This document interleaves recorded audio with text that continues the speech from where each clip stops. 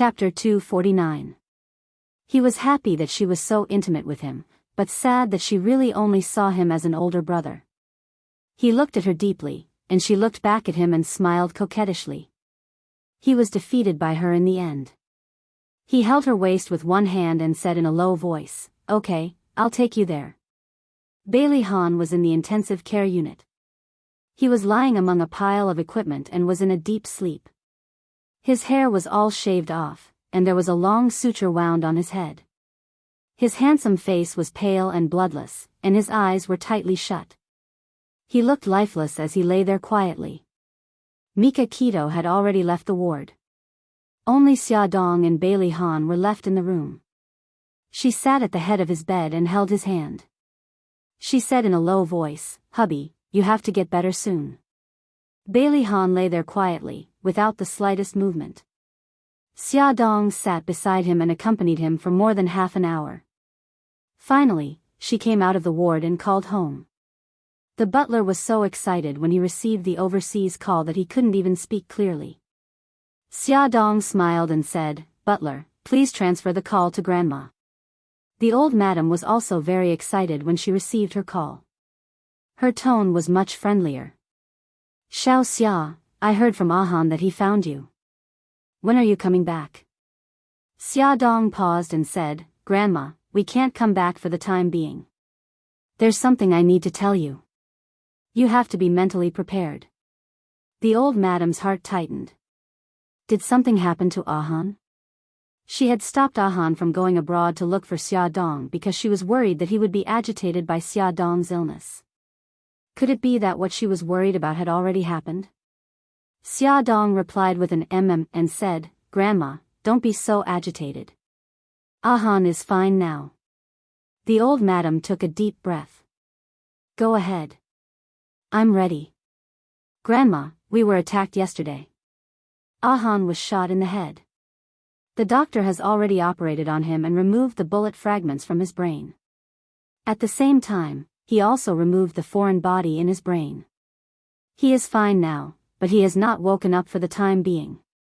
Xia Dong was afraid that the old lady would not be able to take it, so she did not even dare to breathe loudly and quickly said this. The old madam's expression changed.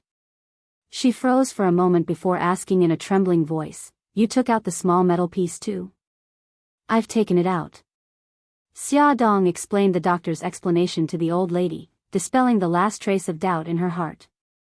"When will Ahan wake up?" "We're not sure either." The old madam let out a long sigh. "It's a blessing in disguise." "Who attacked you?" Xia Dong did not tell her the truth. "We're not sure yet, but my godfather is already investigating. If the mastermind is still not found, then aren't you in great danger?" The old madam said with lingering fear. "When Ahan wakes up, you'd better hurry back." Xia Dong thought for a moment and said, "Grandma, it will take at least half a month for Ahan's body to recover. Gigai's condition has worsened, so it's not suitable for him to take a long flight. I want to stay here until Xiao Guai's surgery is done. Grandma, don't worry. Godfather will find the mastermind and protect us." The old madam frowned and sighed. "Xiao Xia, how are you feeling now?" "I'm fine. The doctor said that I can definitely hold on until the day of the cesarean section." That's good, that's good." The old madam's frown eased a little and she said, "Xiao Xia, how about this? Let Ahan stay in room to take care of you and your son." "But my illness," the old madam said earnestly, "Xiao Xia, since Ahan has already undergone brain surgery, he should soon return to normal and remember the past. You don't have to worry that your illness will stimulate him. When he recovers, you can tell him the truth." Xia Dong gritted her teeth. "If Ahan stays in room, what about the family and the company?" The old madam smiled. "Although I'm old and not very useful anymore, it's not difficult for me to handle the family matters. As for the company, Ahan has already arranged it before he went to room. His assistant, Lu Ziheo, has handled everything well. If there are any important matters, I'll ask Ahan for instructions." "It's okay." Xia Dong had no reason to refute the old madam's proposal. The old madam said again, when you reach my age, you will understand that whether it's money, power, or status, nothing is more important than family. When you gave birth to Xiao Yi and the other two, Ahan was not by your side. For him, this is already a pity. Don't let him regret it again. This time, let him be by your side when you give birth. Xia Dong said softly, I know, Grandma. Xiao Xia, don't blame Ahan. In fact, he has suffered more than anyone else. He has always felt guilty about Yunxian. He took care of her because of that guilt. You have to believe that the person he loves is you. Xia Dong's eyes were covered with a layer of mist. She nodded. I know, Grandma. I know. The old madam's eyebrows relaxed. That's good. You two have to be well in room. Don't let an old woman like me worry anymore. Xia Dong choked with sobs. Grandma, don't worry. We will be well. During this time, I'll have to trouble you to take care of Ahan. You have to take good care of yourself and the children. Grandma, I will. You have to take care too. After ending the call, Xia Dong called Xiao Yi and Xiao Bao.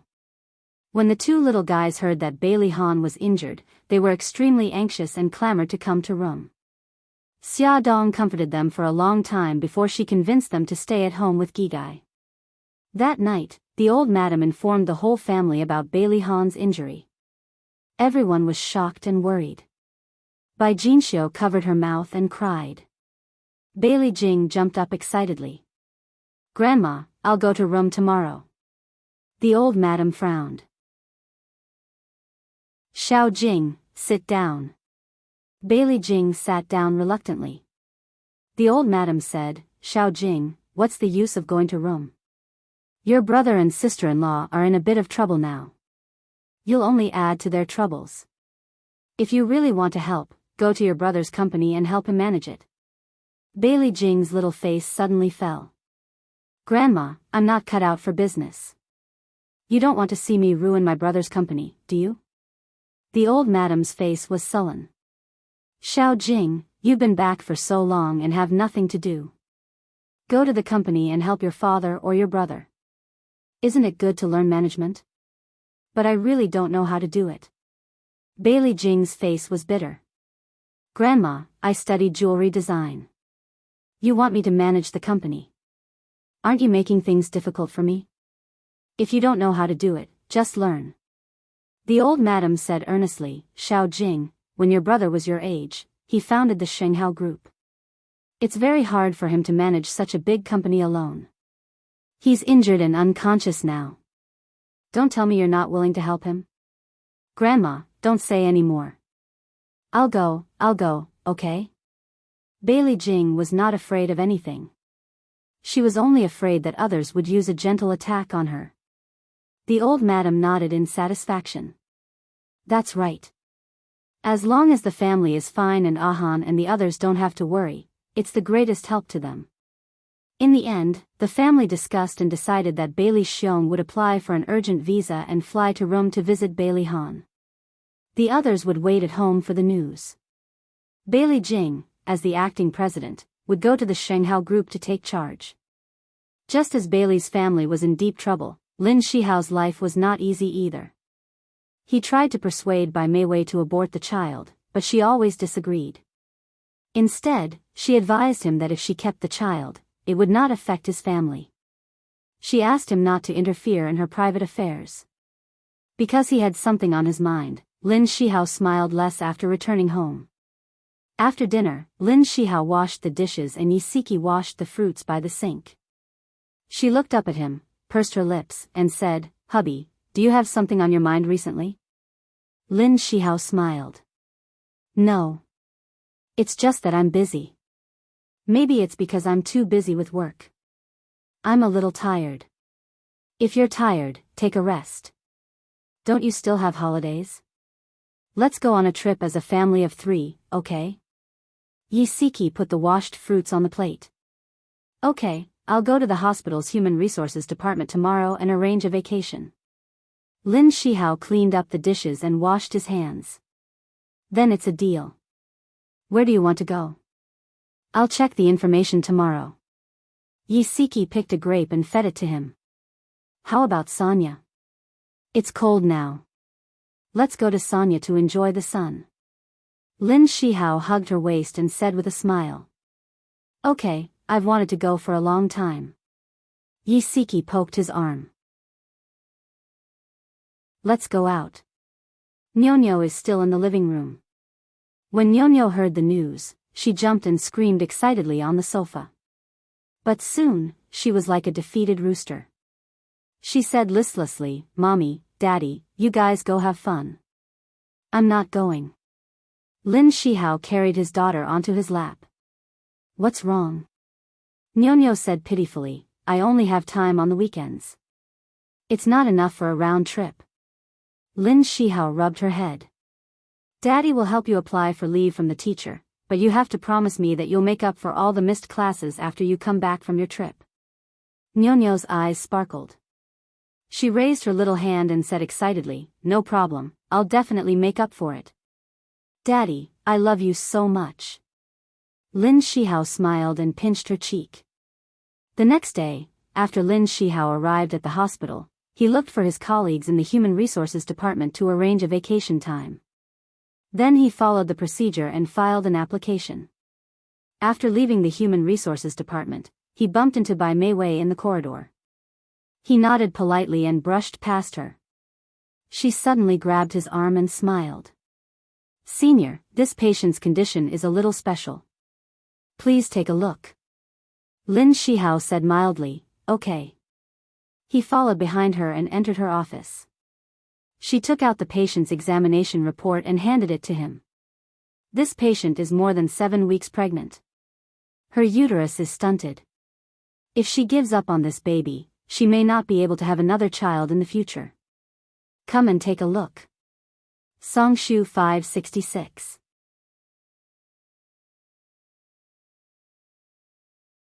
Chapter 250. Lin Shihao said in a low voice, The patient doesn't want the baby? Bai Meiwei shook her head. No, the patient really wants to keep the baby, but the father doesn't agree. He wants her to have an abortion. She's very hesitant. She wants to listen to the father, but she doesn't want to give up the chance to be a mother. Lin Shihao's fingers froze. His gaze fell on the name column in the report. The 3 words, Bai Meiwei, pierced his eyes. Bai Meiwei smiled sadly. Senior, are you willing to give that patient a chance to be a mother? Lin Shihao's entire body froze. He flipped through Bai Meiwei's report in disbelief. The facts proved that she was right. Her uterus was indeed a little special. It was very difficult for her to conceive. If she had a miscarriage after she got pregnant, she might never be able to conceive again. I don't know if I'm lucky or unlucky. Senior, please give me a chance to be a mother. I really like children. Bai Meiwei's eyes welled up with tears. She grabbed his wrist and begged in a low voice, Senior, even if I give birth to the child, I won't disturb you and your family. I'm begging you. Let me keep the child. Lin Shihao pushed her hand away. His thin lips were tightly pursed. After a while, he said in a hoarse voice, Meiwei, medical science is very advanced now. Your illness can be cured. In other words, he still hoped that she would give up on the child. Bai Meiwei's tears rolled down. She bit her lip and said pitifully, No matter what, I won't give up on this child. Lin Shihao wanted to say something, but someone knocked on the office door. Dr. Bai, are you there? Bai Meiwei quickly wiped her tears and said, Wait a moment. Lin Shihao glanced at her and got up. I'll leave first. He opened the door. A nurse was standing at the door. She smiled and said, Dr. Lin, I'm looking for Dr. Bai. Lin Shihao nodded. Go in. She's inside. As Lin Shihao walked down the corridor of the hospital, he felt as if his body had been soaked in ice water. It was so cold that he felt uncomfortable. He took out his cell phone from his pocket and searched for Yisiki's number. His finger hesitated for a long time before he finally didn't have the courage to press the button. Suddenly, a figure rushed over. Caught off guard, he staggered and subconsciously tightened his grip on the phone. I'm sorry. My wife is about to give birth. The man wiped the sweat off his forehead and apologized as he continued to run forward. Excuse me. Lin Shihao lowered his head and looked at his cell phone. He had not expected that he would accidentally dial Yisiki's number. What's more, the screen showed that the call was in progress. Hubby. Yisiki called out twice, but she didn't hear any response. Honey, Lin Shihao said in a low voice. Yisiki quickly asked, Hubby, what's the matter? He rarely called her during work hours unless it was something important. Lin Shihao hesitated for a long time. In the end, he didn't tell her about Bai Meiwei's pregnancy. He opened his mouth and said, I've already confirmed the vacation dates with the Human Resources Department. That's good. When is it? Next weekend, and the Monday and Tuesday of the week after that. A total of 4 days. That's enough time. Yisiki smiled happily. Then I'll book the plane tickets and hotel today. Don't worry. It won't be too late to book them after the vacation report is approved. Yeah, that's right. What if there's a last-minute change? Hubby, you're so smart. Lin Shihao felt as if there was cotton in his throat. He felt very uncomfortable. Hubby? Lin Shihao forced a smile. Yeah, it's okay. As long as you're happy. I'm hanging up now. I have a patient coming in. All right. Go ahead. After hanging up the phone, Yisiki felt that Lin Shihao's mood was a little off. What happened? Could it be Bai Meiwei? Her good mood was ruined by this speculation. Yisiki sat in front of the computer, no longer in the mood to browse the plane tickets and hotel listings. The next day, Bailey Han still didn't wake up. Xia Dong started to get anxious. She asked the doctor, but the doctor said it was normal. His brain was injured, so all his functions needed some time to recover. She refused the help of the nurse and insisted on personally wiping Bailey Han's body.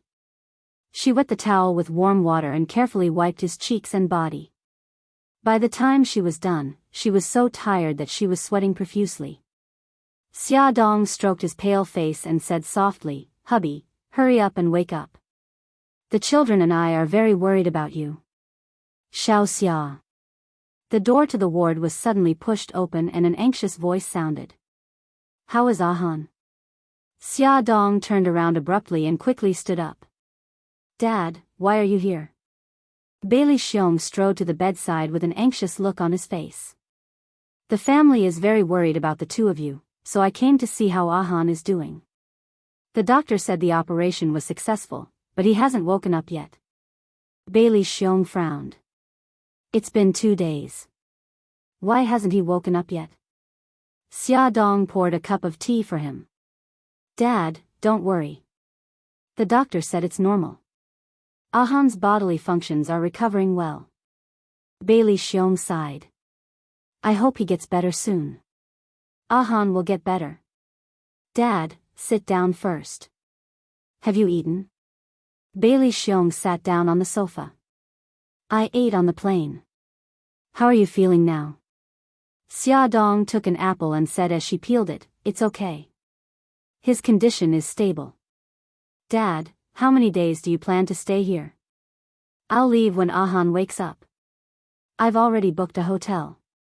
Foster father arranged a residence for me near this hospital. Dad, if you don't mind, you can move here. There are servants here who can take care of our daily life. It's more convenient. Xia Dong was mainly concerned about Bailey Xiong's safety. If they lived in the same apartment, it would be easier for the bodyguards to protect them. Bailey Xiong thought for a moment and said, well, it's more convenient to take care of you and Ahan if you live near the hospital. I'll ask my assistant to bring the luggage here. Xia Dong smiled and said, okay. Then she handed him the peeled apple. Dad, have some fruit.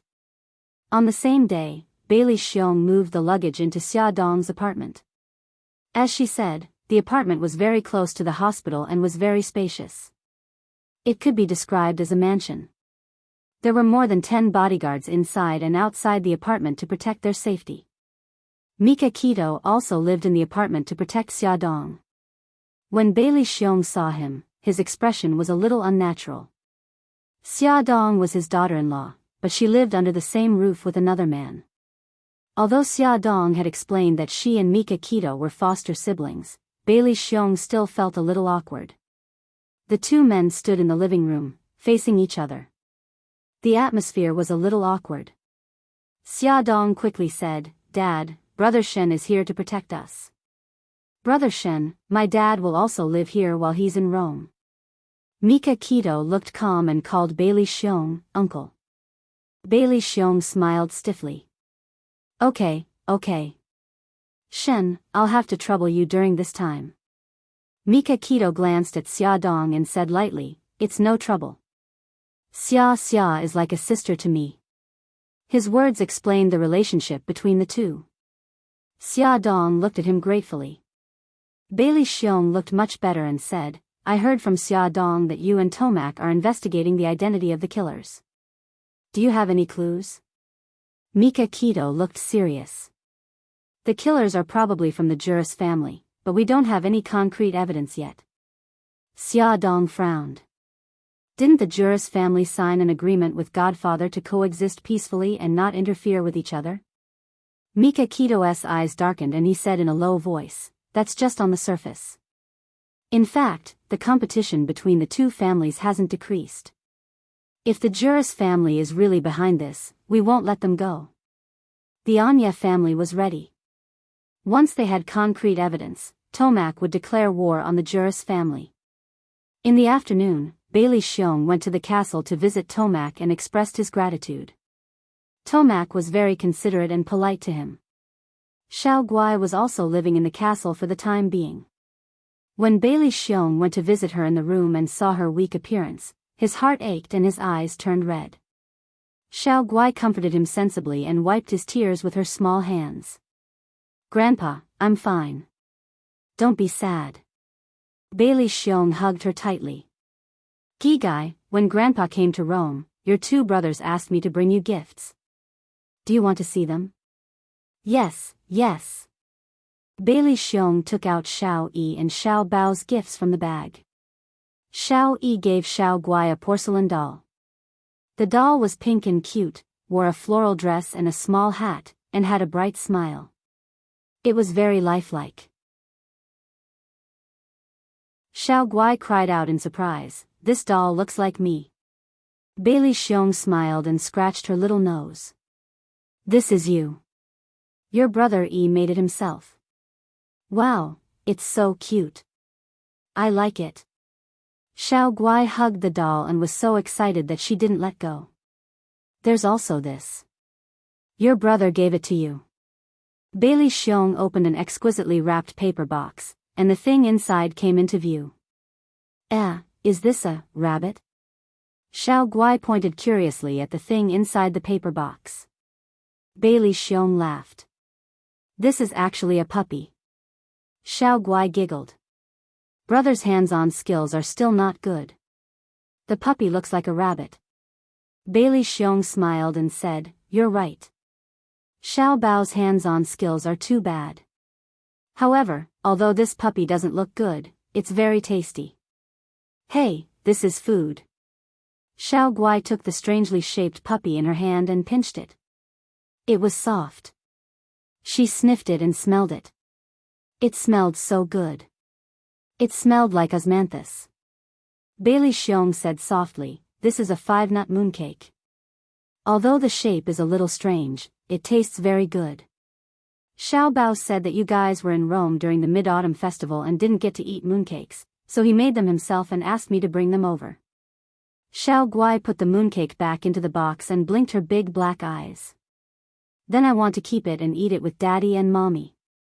"Grandpa, why didn't Daddy and Mommy come to see me today?" Everyone kept Bailey Han's injury a secret from Xiao Guai. She was like a little princess living in a castle and didn't know anything about the outside world. Bailey Xiong carried her onto his lap. Because your daddy accompanied your mommy to the hospital for a checkup, they couldn't come to see you. She nodded. Oh, I know. Daddy and mommy went to the hospital to see if the little sister was obedient, right? Bailey Xiong smiled. Gigai wants a little sister? Her little face was full of seriousness. Yes, if mommy gives birth to a little sister, then my beautiful clothes and toys can be given to the little sister. Bailey Xiong smiled and praised, our Gigai is so generous. I will be very good to the little sister. I will teach her to sing and dance, and I will also teach her to draw and write. Xiao Guai wanted to be an older sister. She wanted to learn from her two older brothers and protect her little brother or sister. Gigai is so sensible. The little sister will definitely like you very much in the future. The grandfather and granddaughter chatted happily until Xiao Guai was tired and fell asleep in Bailey Xiong's arms. He put her on the bed and quietly left the room. He looked back at his little granddaughter who was lying on the bed and curled up into a small ball. There was a touch of pity between his eyebrows. The child was so young, but she had suffered so much. He hoped that his daughter-in-law would give birth to the child safely and cure Xiao Guai's illness as soon as possible. On the third day, Bailey Han still did not wake up. He was relying on nutrient infusions to maintain his body functions. Xia Dong and the others were very anxious, but after the doctor's examination, he said that everything was normal. There was nothing they could do except wait. The doctor advised the family to talk to Bailey Han more to stimulate his brain. Xia Dong had been taking care of Bailey Han for the past few days. She had told him a lot of things that they had experienced together. Even her voice was a little hoarse. Bailey Xiong said, Xiao Xia, you rest first. I will take care of Ahan. He sat by Bailey Han's bed and recalled the past. In a gentle tone, he softly told the interesting stories of Bailey Han's childhood. As he recalled, Bailey Xiong suddenly realized that he was not a competent father. He had spent very little time with Ahan.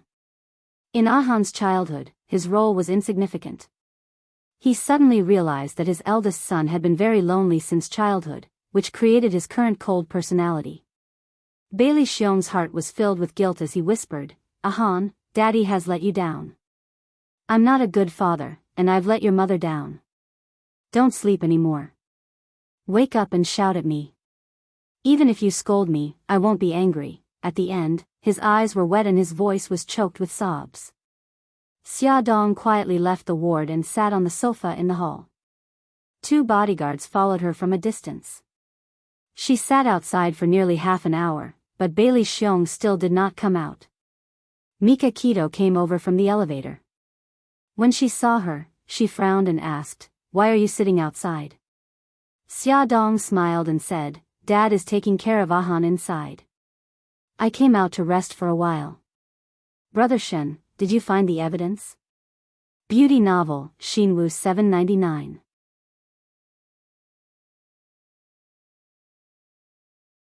Chapter 251. Mika Keto's face turned cold. That old fox Barit is too cunning.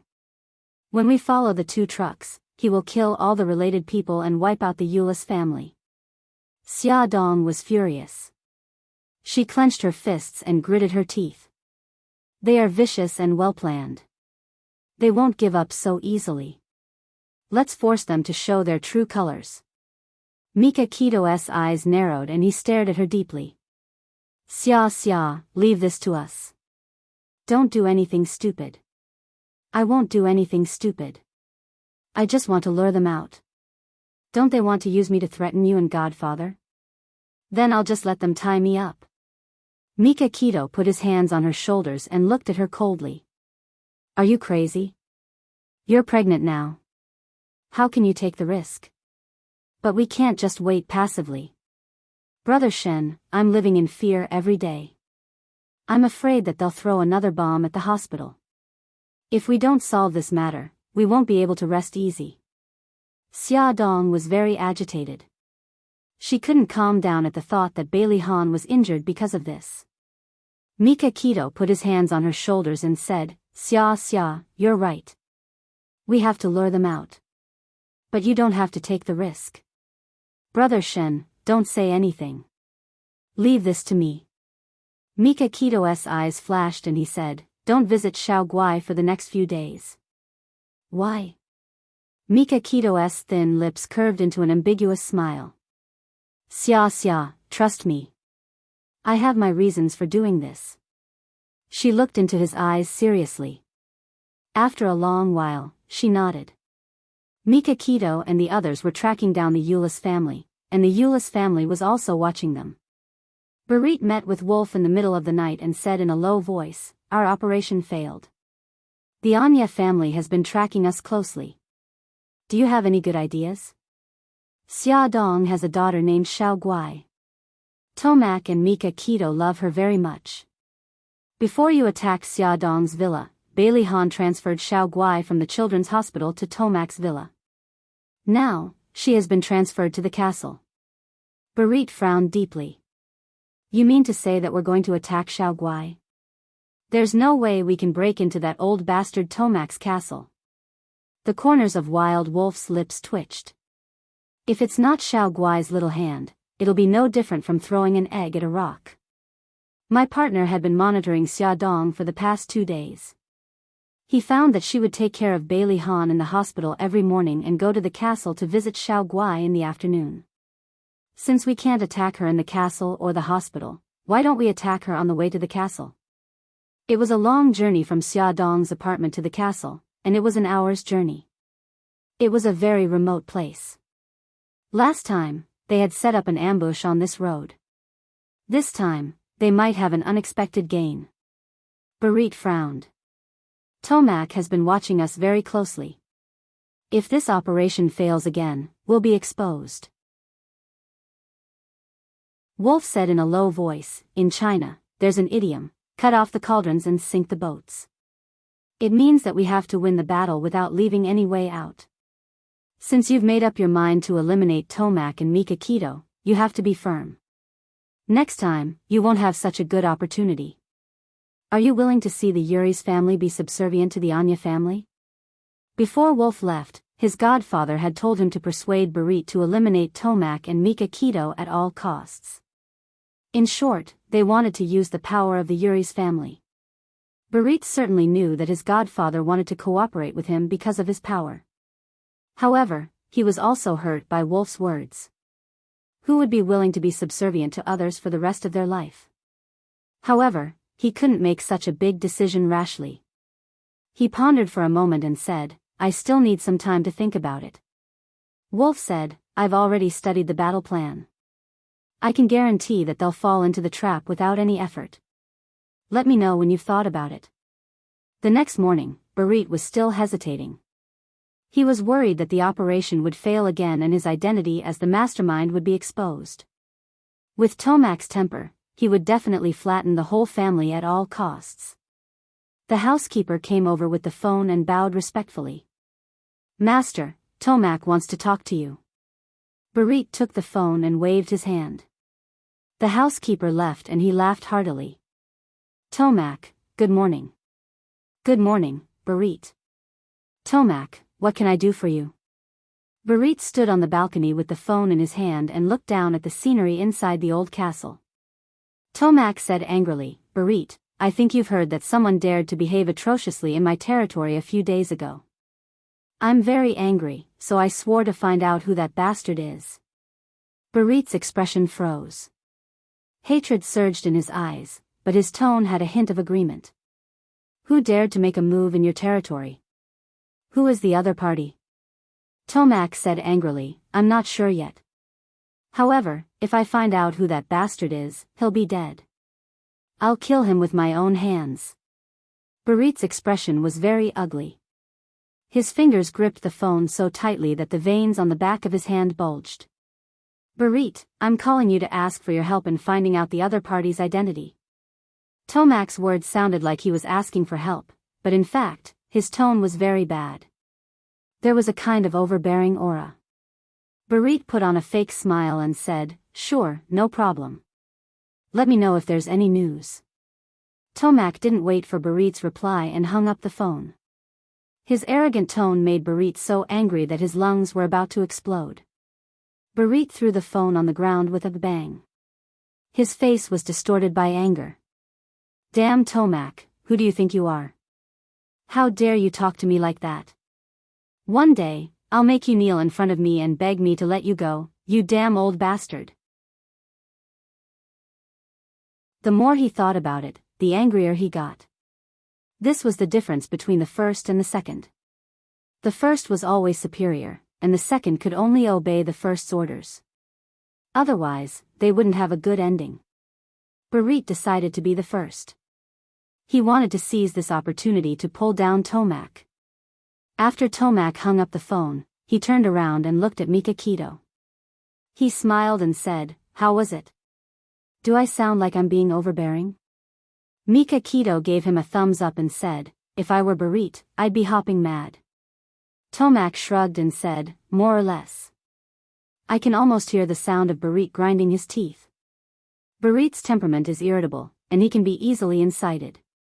With adoptive father taking action, this matter will be handled much more smoothly. Beitangshin's lips curved into a sinister arc. Let's beat him at his own game. Mikakito came out of the study and walked to the balcony with Suzaku following behind him. The two of them stood in front of each other, facing the wind like two statues. Mikakito suddenly turned around.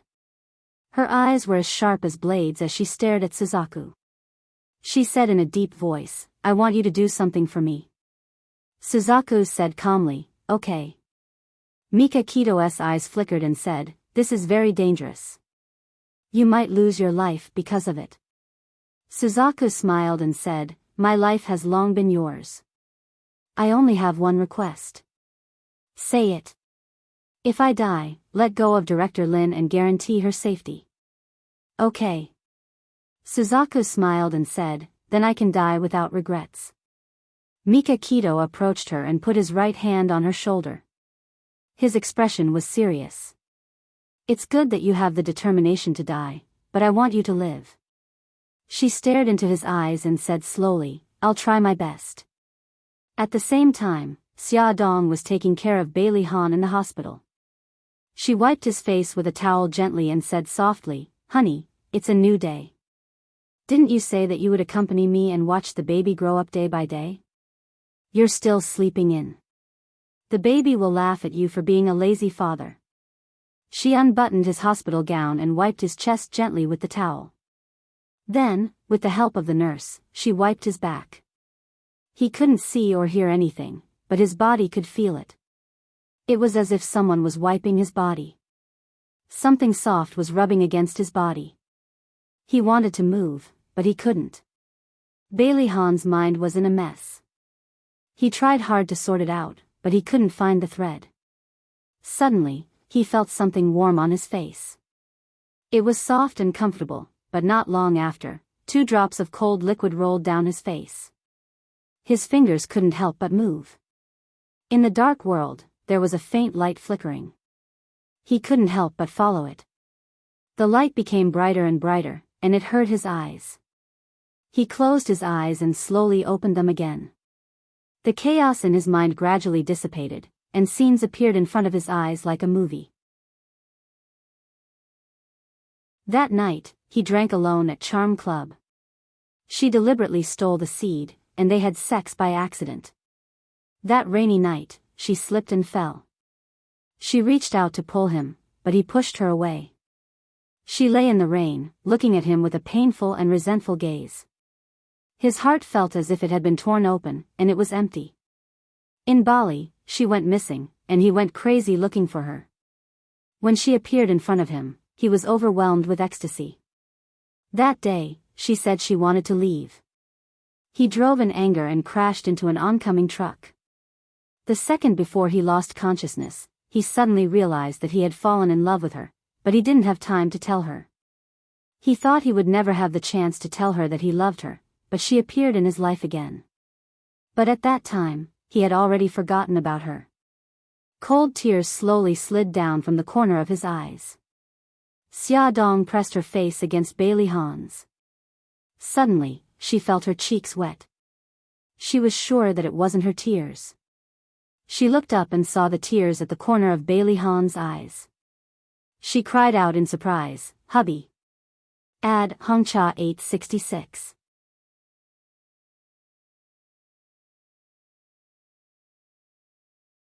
Chapter 252. Hubby, wake up. Xia Dong's voice was very hoarse. It sounded far away, yet close at the same time. Bailey Han's chest felt stuffy. He struggled to open his eyelids, but the dazzling light made him unable to bear it. He quickly closed his eyes again. "Hubby, you're finally awake." "Hubby," Xia Dong was crying and laughing at the same time. She hugged him tightly and refused to let go. Bailey Han opened his eyes again and saw the woman lying on his chest. She was smiling, but her face was full of tears. His heart ached so much that he almost didn't have any thoughts in his mind. His body instinctively hugged her tightly. "Hubby," sob, "you're finally awake." Xia Dong's tears were like a broken string of pearls. She couldn't stop them. He raised his hand and stroked her hair. He opened his mouth and said in a hoarse voice, "Honey." Xia Dong quickly raised her head and wiped the tears from her face. She asked with concern, "Hubby, do you want some water?" His lips were already cracked.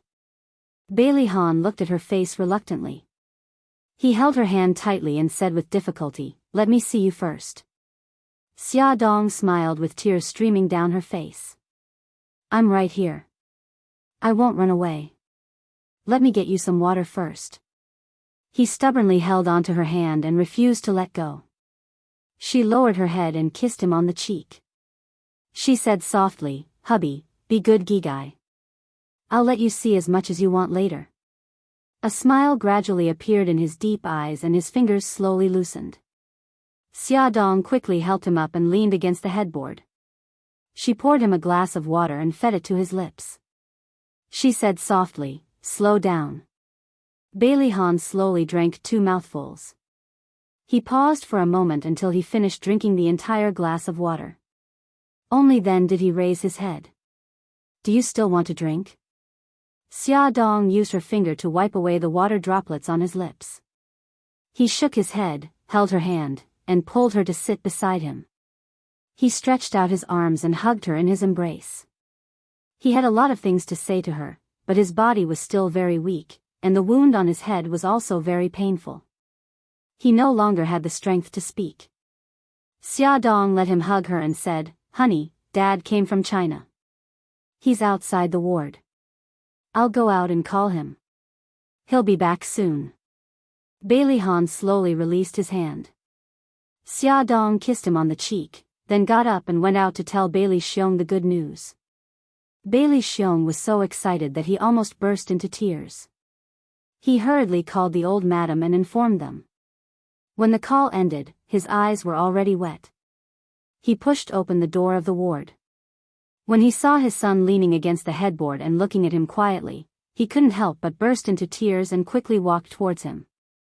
Bailey Han smirked and called out, "Daddy." Bailey Xiong patted him on the shoulder and sobbed, "It's good that you're awake. It's good that you're awake." Bailey Han smiled slightly. "Han, I'm sorry." Bailey Xiong's shoulders trembled and he couldn't continue. Bailey Han held his arm and said slowly, "Daddy, you'll always be my father." Bailey Han actually heard what his father said when he was in a coma. His father's remorse and guilt were all heard. However, at that time, he couldn't move his hands and feet at all. Only his consciousness was still clear. Bailey Xiong hugged him fiercely. Bailey Han's eyes were also shining with tears. After all, he had just woken up and his body was still very weak. He only said a few words and he felt a little tired. Bailey Xiong helped him lie down again to rest. After the doctor came to check on him, he said that the patient was in good condition and all his indicators were normal. Everyone was relieved. While Bailey Han was resting, Xia Dong came out of the hospital and got into a Maybach. The driver asked, "Madam, are we going to the castle now?" Xia Dong said, "Yes." The Maybach drove out of the hospital. Half an hour later, they were out of the city and headed for the castle in the suburbs. The car circled around the mountain road and there were many bends. The driver slowed down and soon arrived at the place where the pileup happened. The road here had been cleaned up and no one could tell that there had been a car accident. In the dense forest about 1 kilometer away from here, 2 people in black tights stood on the high ground and watched from a distance with binoculars in their hands. Wild Wolf asked, "Nightingale, are you sure Xia Dong is in that car?" Nightingale said, "Firefox saw her get in the car. I think something is wrong." In the past, when Xia Dong went to the castle to visit her daughter, there was always a car behind her. Why isn't there a car behind her today? There is. Look, it's behind her. Nightingale said, "It's about 500 meters away from her car." It's quite far. Wild Wolf said, "Yes." How many people are there in total? Firefox said that there is a driver and 3 bodyguards in Xia Dong's car. The car behind her, including the driver, has a total of 6 bodyguards. Wild Wolf nodded. Tell the people on Barit's side about the situation. Okay, got it. Nightingale turned on the headset and reported the situation in the car to the killers of the Juris family in Italian. Then she listened carefully to the feedback, nodding and replying from time to time. Wild Wolf, the people over there said that they are ready. As soon as Xia Dong's car arrives, they will start immediately. Very good. At this time, the Maybach was halfway up the mountain. The bends here were particularly dangerous, so the driver paid all his attention to the front. Suddenly, a smoke bomb was thrown out from the woods and rolled in front of the car. The billowing smoke immediately filled the air. The driver was worried about the pregnant woman in the car, so he didn't dare to step on the emergency brake. He slowed down the car and planned to stop slowly. However, with a creaking sound, the car tires seemed to have hit something and quickly deflated. "Madam, the car tires have burst." The bodyguard sitting in the passenger's seat raised his voice. "I'll go down and check the situation. You stay in the car." The bodyguard pulled out a pistol from his waist. The smoke outside had not yet dispersed. He covered his mouth with one hand and jumped out of the car with the other hand holding the pistol. He bent over to check the tires. Suddenly, with a bang, the bodyguard fell to the ground. He lay on the road with his face covered in blood. His bloody hand trembled as he pressed a string of phone numbers. He only said the word "rescue" before his head tilted and he stopped moving. The bodyguard in the car shouted, "Attention, everyone. Protect Madam." Xia Dong leaned over the seat and covered her belly with her hands. The car behind the Maybach saw the situation in front of them from a distance and quickly sped up to follow. However, when they were only 20 or 30 meters away from the Maybach, the same thing happened. A smoke bomb was thrown out from the woods and the whole car was covered in smoke. More than a dozen men in black suits rushed out of the woods. They all had pistols in their hands and wore special glasses on their faces. They could see the situation clearly through the smoke. "Hurry up, catch that woman!" A man who looked like a leader shouted. A group of people rushed to the 2 cars. The bodyguard in the car could not care about anything else. He covered his mouth and nose with one hand and held a pistol with the other, shooting in the direction of the sound. "Protect Madam." Messy footsteps, screams, and gunshots all intertwined and echoed in the silent mountainside. In less than 10 minutes, all the sounds disappeared. The disgust also dissipated, and the whole forest returned to silence. The 2 cars were parked on the road randomly. There were 2 long nets made of iron thorns in front of the cars. The tires were punctured by the iron thorns and burst. There were several bodies lying in and out of the cars. Some were killers of the Juris family, and some were of the Dark Knight family. Blood flowed all over the ground, and the air was filled with the strong smell of blood. Among all the bodies, Xia Dong was not there. Her hands were tied, her mouth was taped, and her eyes were covered with a black cloth. She was escorted to a Hummer. Xia Dong sat in the back, and there were killers sitting on both sides of her. They held her arms tightly to prevent her from escaping. She struggled to free her arms and raised her head. The blond man sitting in the passenger's seat turned back and said in Italian, "Don't struggle. You can't escape." Xia Dong's eyes were burning with anger, and she stared at him fiercely. The blond man sneered, "The people of the Dark Knight family are just like this. You see, we beat them to a pulp. When the reinforcements come, we will have disappeared." As the blond man said, the Hummer was very fast and soon disappeared in the forest. When the people in the castle of the Dark Knight arrived, they only saw blood and bodies all over the ground. Mika Kito's handsome face was distorted. He punched the car hard and roared at his subordinates, "No matter what, we must find Xia Dong." The Hummer drove for more than an hour to the barren suburbs. It drove through a forest and finally stopped outside a deserted factory. "Get out of the car." Two killers grabbed Xia Dong's arms rudely and pulled her out of the car. She seemed to have accepted her fate and quietly followed them. But the anger in her eyes revealed her emotions at the moment, which made the blond man feel very satisfied. His name was Fitch, and he was Burritt's right-hand man. Fitch waved his hand and said loudly, "You, tie her up and leave 4 people to guard her. The rest, follow me." "Yes." The 2 killers dragged Xia Dong to a particularly thick pillar and tied her to the pillar with a very thick rope. Then, they took out their pistols and guarded her from all sides. After Fitch got into the Hummer, he contacted Wolf with his headset. "It's done. How's the surveillance on your side?" Wolf said in a low voice, "Mika Kito has arrived at the scene of the accident and is very angry. I suggest that we raise the conditions tomorrow." Fitch was puzzled. "Why? Don't you Chinese like to strike while the iron is hot? Let him despair first, then give him hope. He will grasp that hope at all costs." Fitch laughed. "I understand. It's the last straw." "Yes, the meaning is the same. Okay, I have to report to the boss." Fitch ended the call. Awesome novel, Songshu 566.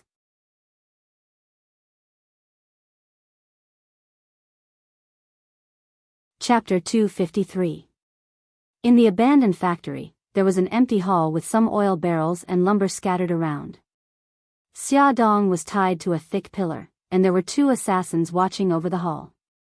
There were also 2 men with submachine guns patrolling upstairs. The heavy footsteps were especially clear in the empty factory, like a dull drum beating on one's eardrums. The sky was getting darker, and Xia Dong's body became stiff. She shook her head and moaned. A man approached her and stared at her with his sharp eyes. Xia Dong signaled with her eyes for him to tear off the tape on her mouth. The man was called Victor. He tore off the tape on her mouth. Her lips hurt, and she frowned.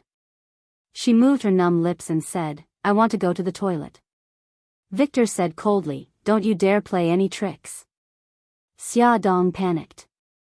"I'm not playing any tricks. I really want to go to the toilet." Victor glanced at her and waved his hand to call his companion. "Johnny, take her to the toilet." The man named Johnny was burly. He handed the submachine gun to his companion and untied the rope on Xia Dong's body. Her legs were almost numb. After the rope was untied, she moved her legs and said, "And the rope on my hands." "The rope on my hands can't be untied yet," Johnny said coldly. He pulled out a gun from his waist and pointed at her. "Walk forward." Xia Dong pursed her lips. Under his order, she followed him to the toilet. The toilet was covered in dust, and the floor was full of dirt. Some of the cubicle doors had fallen off, and the sink was dark and dirty. Xia Dong frowned in disgust. She raised her wrist and said, "Can you untie me now?" Johnny stared at her fiercely. "Don't play any tricks." Xia Dong smiled bitterly. "What tricks can a pregnant woman like me play?" Johnny thought about it and agreed. She had been blindfolded along the way. She didn't even know where she was. Even if she escaped from the toilet, she couldn't escape from the factory because they had already set up an inescapable net in the factory. He untied her hands and she walked into a cubicle. Seeing that he had no intention of leaving, she coughed and said, "Please leave first." Johnny closed the door of the cubicle and said coldly, "I'll stay here." He pulled out his pistol and aimed it at the cubicle door. If there was anything wrong with her, he would shoot without hesitation. Anyway, as long as he kept her alive, he didn't care about breaking her arms and legs. Xia Dong had no choice but to press the button on the water tank. Fortunately, there was still water in the water tank, and the sound of the water could cover up the sound she made, so it was not too embarrassing. After she was done, she pulled up her pants and touched her bulging abdomen. She smiled. "I'm done. I'm coming out." Xia Dong knew that Johnny must be on high alert, so she reminded him before pushing the door open so that he wouldn't mistakenly think that she was playing tricks and accidentally hurt her. Johnny took a step back and the cubicle door opened. Xia Dong walked out slowly. She held her abdomen and walked to the sink. This place had been abandoned for too long. The water that flowed out of the pipes was yellow with rust. After about a minute, the water became clear. Xia Dong then put her hands under the tap. "Okay, let's go back." Xia Dong retracted her hands and turned around. Johnny pointed his pistol at her. "You walk in front and go back the way you came." When they returned to the factory hall, the lights inside were already turned on. The dazzling light shone down from the roof. Xia Dong closed her eyes uncomfortably. Johnny took the rope and was about to tie her up again when she pleaded, "I'm a little uncomfortable. Can you not tie me up? I promise I won't run away." "No." Johnny refused and dragged her to the side of the pillar. "How about this? Give me a chair. I'm tired and want to sit down and rest." Johnny ignored her request and tied her to the pillar. This time, he didn't put tape on her mouth. Xia Dong said pitifully, "I'm hungry. Can you give me something to eat? I'm pregnant. You can't abuse me." Johnny frowned and his temples throbbed. He really wanted to slap her. He had never seen such a troublesome hostage. Victor held the submachine gun in his hand and sat on a chair at the side. He said coldly, "Johnny, let go of her hands and give her food and water. She was still useful and couldn't die." Johnny glared at Xia Dong indignantly and took bread and mineral water from the wooden table next to him. Although Xia Dong didn't want to eat the food at all, she had to force herself to eat it in order to maintain her strength. She ate the bread in small bites and tried to delay eating as long as possible so that her hands could have more time to rest. On the other side, the whole castle was in a state of extreme tension. Tomac sent many people to search for Xia Dong's whereabouts. Mika Keto also led people to search for her personally, but they didn't find any clues. They didn't tell Bailey Han about Xia Dong's disappearance. Instead, they lied to him and said that Xia Dong was accompanying Xiao Guai in the castle and wouldn't go back tonight. Bailey Han didn't think much about it and believed them. Nightingale had been hiding in the dense forest, monitoring the situation in the castle from a distance. She saw cars coming in and out of the castle frequently, and everyone had a dignified and anxious look on their faces. It seemed that they really valued Xia Dong. She had made the right bet.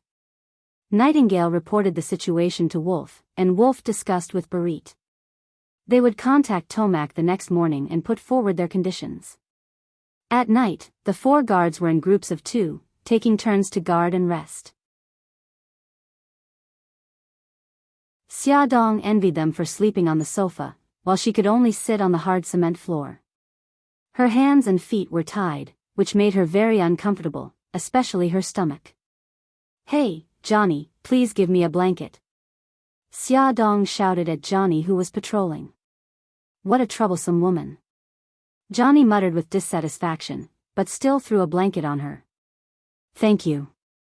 Xia Dong arched her body with difficulty and covered herself with the blanket. She leaned her head against the stone pillar and closed her eyes to rest. No matter how difficult the situation was, she had to rest and maintain enough physical strength to deal with the fierce battle tomorrow. The next morning, when the first ray of sunlight shone through the broken window into the hall, Xia Dong suddenly opened her eyes. Her eyes quickly flashed with a trace of light. 10 meters in front of her, Johnny and Victor were sitting on the chairs with their heads down and taking a nap. On the other side, on the two big sofas, two tall and sturdy men were curled up on it, sleeping soundly. She bent her feet back, and the heels of her feet were close to her hands. Under the cover of the blanket, she put her right hand's fingers into her shoes and took out a 2-centimeter long blade from under the insole. The blade was very thin, but it was very sharp and could cut iron like mud. She hid a blade in her left and right feet. She hid the two blades in her sleeves in case of an emergency. After doing all this, she quietly closed her eyes. A few seconds later, she heard someone stand up from the chair, causing the chair to make a banging sound. "Hey, Johnny, wake up." Victor pushed Johnny's shoulder. Johnny was shocked. "What's wrong?" "Nothing, it's daybreak." "Wake up, Feej will be here in a while." "Okay, I got it. Buddy, you stay here and watch. I'm going to the bathroom." Johnny threw the submachine gun to Victor. Xia Dong pretended to be awakened by the two's conversation and slowly opened her eyes. Victor glanced at her and ignored her. He walked straight to the sofa and woke up his other two companions. When Johnny came back, Xia Dong also said that she wanted to go to the bathroom. As usual, Johnny took her there. When she washed her hands, she also washed her face and rinsed her mouth. She followed Johnny back to the hall, where the others were having breakfast. Victor handed her a hamburger and a bottle of mineral water. She said, "Thank you," and spread the blanket on the floor. She sat on the blanket and let Johnny tie her feet again. She held the hamburger in her hands and slowly ate it. After eating, she looked up calmly and looked at Victor. "What do you want by kidnapping me?" Victor said calmly, "You'll find out soon enough." After more than an hour, a large truck and a Hummer stopped outside the factory.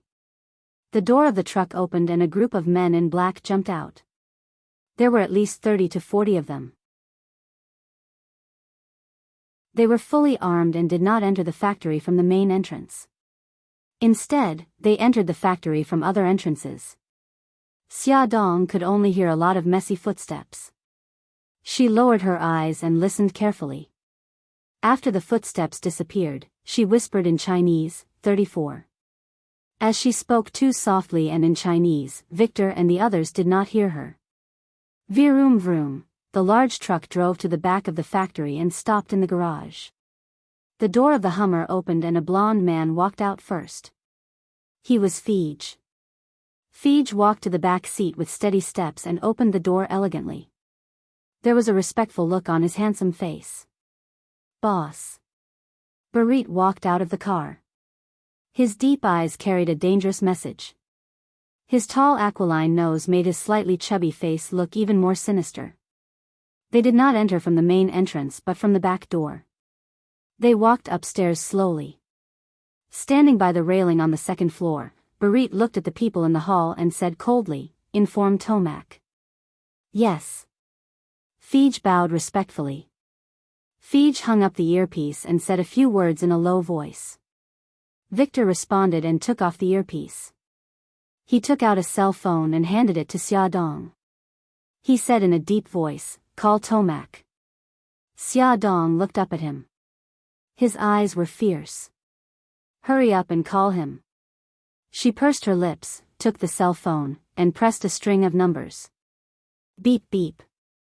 After the phone rang twice, Tomac's deep and authoritative voice came through. "Who is this?" Xia Dong opened her mouth. "Godfather, it's me."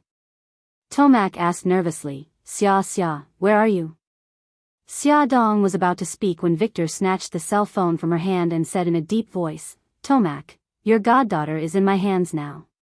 Tomac asked calmly, "What do you want for you to let her go?" Victor laughed. 5 billion. "Give me 5 billion pounds and I'll let her go." Tomac did not hesitate. "No problem. Time and place?" A calculating look flashed across Victor's eyes. He sneered. "The transaction can only be completed by you and Mika Keto." At noon, the two of you will wait by the fountain in the central square. Remember, no one is allowed to bring anyone. Otherwise, you'll see Xia Dong's corpse. Okay.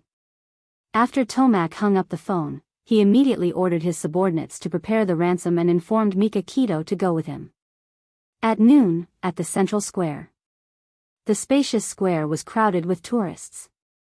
Beside the fountain, two tall and straight figures stood upright, each of them carrying a black password-locked suitcase in their hands.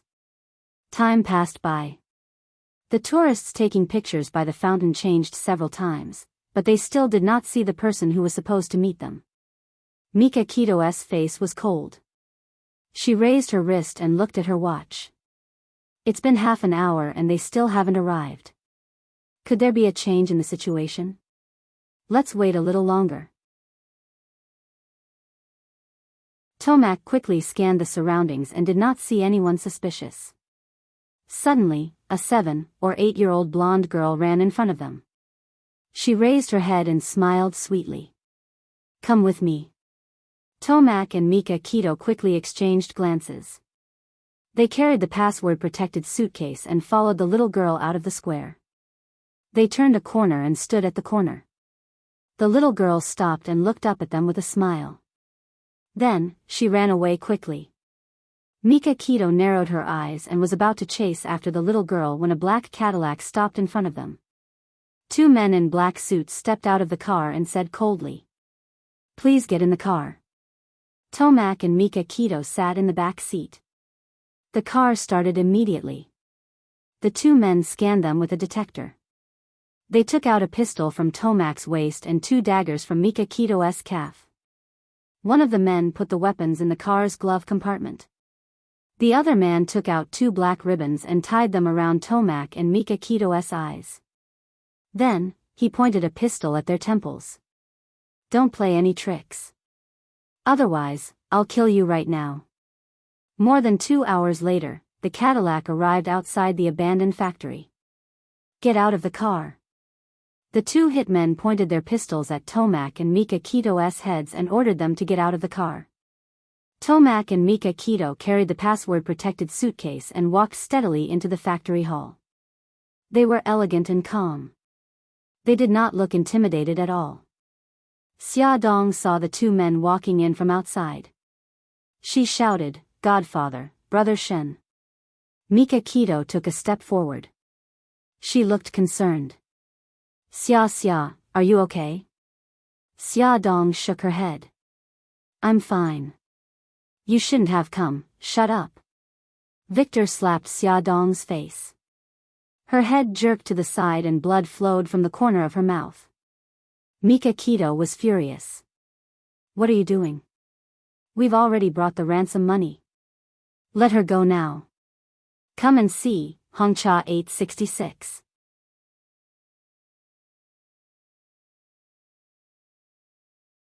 Chapter 254.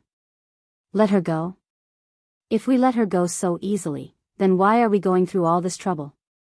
A familiar cold voice came from the second floor of the hall. Following the sound of heavy footsteps, Tomac saw a slightly plump man standing by the railing. He frowned and said angrily, "Barit, did you do all this? How dare you kidnap my daughter?"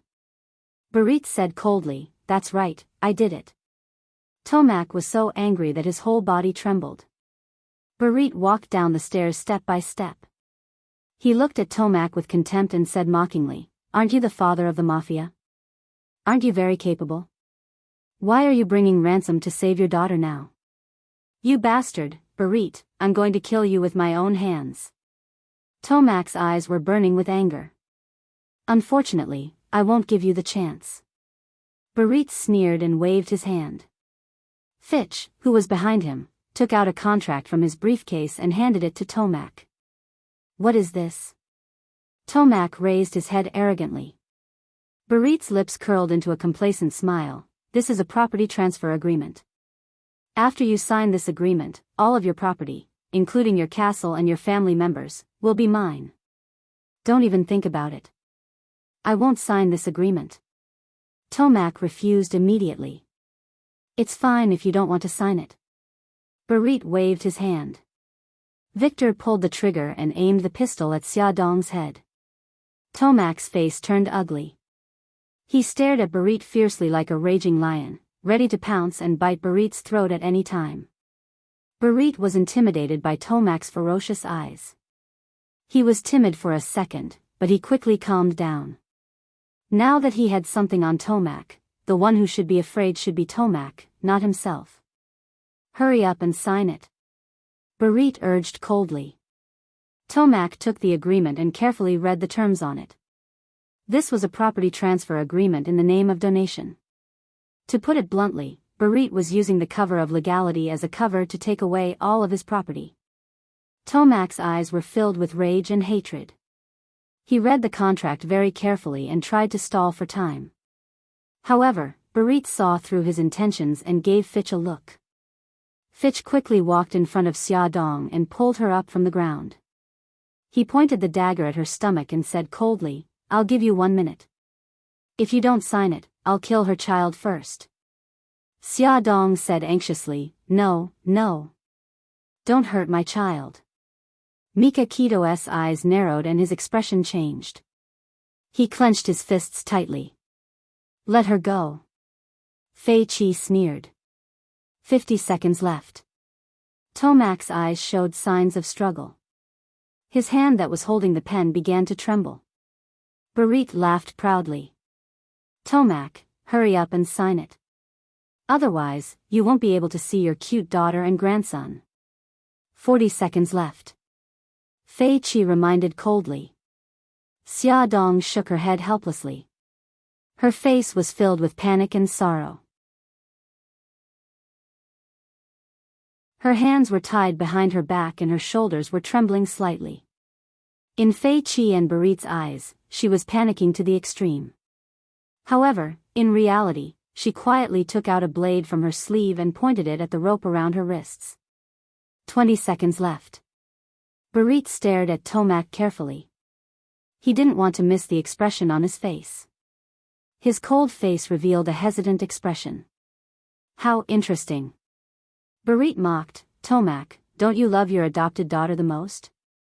What, you can't bear to give up all of your property in exchange for her life?"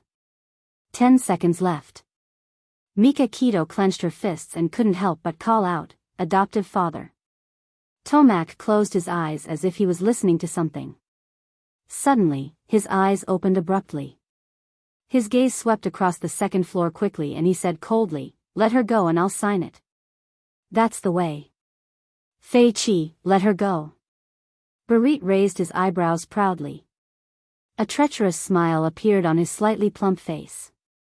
It made people feel as disgusted as if they had swallowed a fly. Tomac held the pen and placed the tip of the pen on the blank space where the signature should be. He didn't put the pen down for a long time. Barit was impatient. "Tomac, you old bastard. Hurry up and sign it." Tomac raised his head abruptly. His eyes were sharp like an eagle's as he stared at Barit. His thin lips were tightly pursed and he didn't say a word. Barit suddenly pulled out a pistol from his waist and pointed it at Tomac's head. He said fiercely, "Hurry up, or I'll blow your head off." Tomac smiled coldly. "You're the one who's going to get your head blown off, Barit." Just as he finished speaking, a few gunshots rang out and the gun in Barit's hand was knocked away. The other assassins were shot and fell to the ground. Barit shouted loudly, "Hurry up and kill them." Xia Dong suddenly jumped up from the ground and grabbed Fei Qi's wrist with both hands. She threw him to the ground fiercely. At the same time, the blade in her hand slid across his neck and fresh blood flowed down. Fei Qi stared at Xia Dong with his eyes wide open. Until his death, he still couldn't understand how this woman could suddenly explode with such strength. A group of men in black suits suddenly rushed out from all directions and surrounded the railing on the second floor. They aimed their black muzzles at the people in the hall. Barit pointed at Tomac and the others and shouted, "Kill them all. Don't leave a single one alive." No one made a move. Barit was furious. "What's wrong with you guys? Hurry up and kill them." Tomac laughed loudly. "Barit, let me tell you what's going on. They're not your men at all. They're my men from the Dark Knight family. Barit couldn't believe his eyes as he glanced at the group of people. He staggered. No, impossible. I've clearly placed more than 30 people in this factory. Tomac looked at him coldly. 34 of them were all killed by my men. The ones you see now are all my men. Barit looked around. All the muzzles were aimed at him.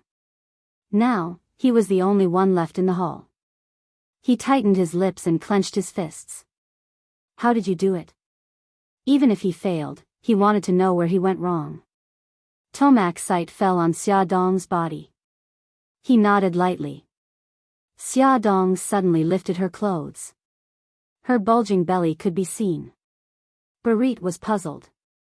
Suddenly, he saw her grabbing her stomach tightly with both of her hands and tearing it apart. A soft thing that looked like human skin was torn off. She threw that thing on the ground. Her belly had returned to its original smooth and flat state. Barit was shocked. You're not Xia Dong. Of course I'm not Xia Dong.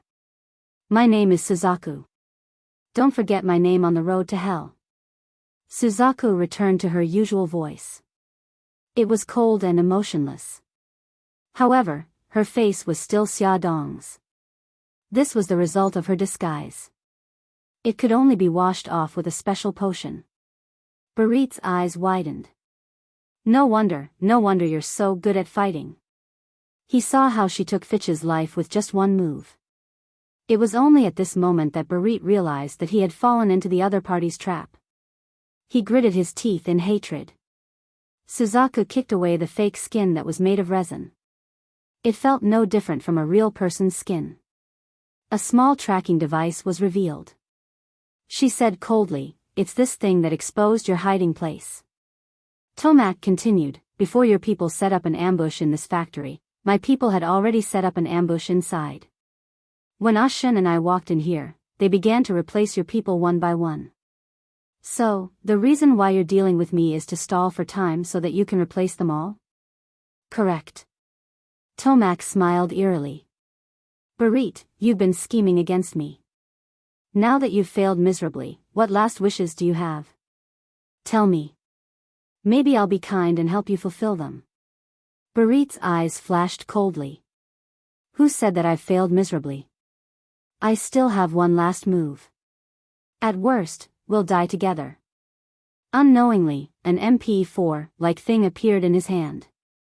His thumb pressed on the red button and he said coldly, "This is the detonator. I've already asked my people to bury a bomb in this factory. The bomb's power is enough to destroy the buildings within a kilometer radius. As long as I press the button, you'll all have to go to hell with me." "So?" Tomac shrugged, looking as if he did not think much of it. Barit held the detonator tightly. "Let me go and we'll forget about this." Tomac crossed his arms and said indifferently, "Impossible." Barit was furious. He said fiercely, "I'll give you 1 minute to consider.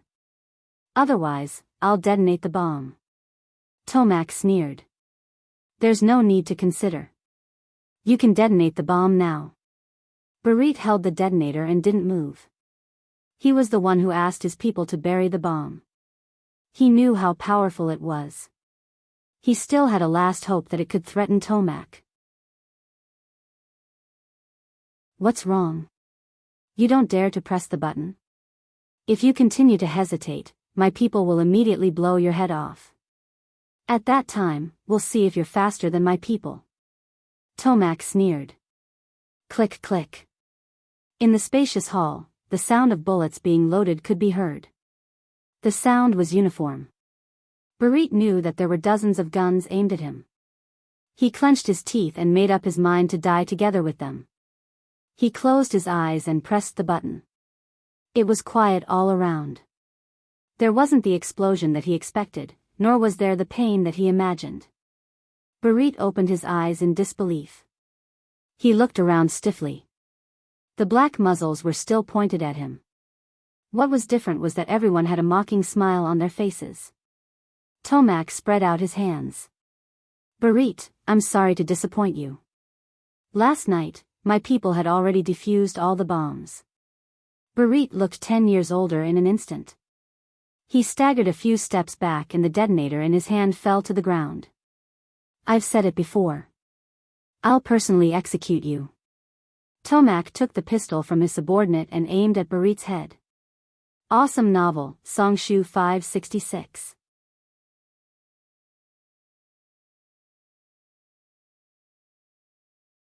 Chapter 255. Barit's body stiffened. Tomac said coldly, "Don't worry, I won't let you go to hell alone. Soon, your family will be reunited with you." "Don't." Barit's eyes were filled with panic. "Let my family go, and I'll give you whatever you want." Tomac's eyes quickly flashed with a trace of shrewdness. He tilted his head, and Mika Keto took the contract from his subordinate's hand and handed it to Barit. Tomac raised his eyebrows. "Barit, old friend, we have the same idea. This is also a property transfer agreement, but the transferor is not me, but you." Barit clenched his teeth. "Okay, I'll sign it, but you have to promise that you won't hurt my family." Tomac raised his palm. "I swear to God that I won't hurt your family." Barit picked up the pen and stared at the blank space where the signature was. His fingers trembled as he wrote his name. After signing, he threw the pen and the agreement on the floor, raised his head and said, "Give me a quick death." Tomac chuckled. "Wait, there's no rush. Old friend, tell me where my godfather is." Barit was already disheartened, so he didn't hide those things anymore. He didn't come to Italy this time. "There are 3 young people working for him, named Wild Wolf, Nightingale and Firefox. Do you know where these 3 people are? I can contact them." Tomac raised his chin. "Give him a call." The subordinate handed a phone to Barit, but Barit shook his head. "This is an unknown number, he won't answer." Mika Keto's gaze quickly swept across the hall, and finally landed on Fei Chi's body. Just as he was about to walk over, Suzaku was 1 step ahead of him. She strode to Fei Chi's side, took out a phone from his pocket, and said coldly, "Catch." Barit raised his hand and took the phone that Suzaku tossed to him. He skillfully dialed a string of numbers. The phone rang 3 times, and a low voice entered his ears. "Fei Chi, how's the matter going?" Barit paused, raised his head and saw many pairs of cold eyes. He swallowed his saliva and said, "It's me. Things are going well, Wild Wolf. I plan to hold a celebration party at the castle tonight. The 3 of you must be there." "Of course, when is it?" 8 in the evening. "Okay, we'll be there on time." After the call ended, Tomac's eyes locked. "Barit, what are you planning this time?"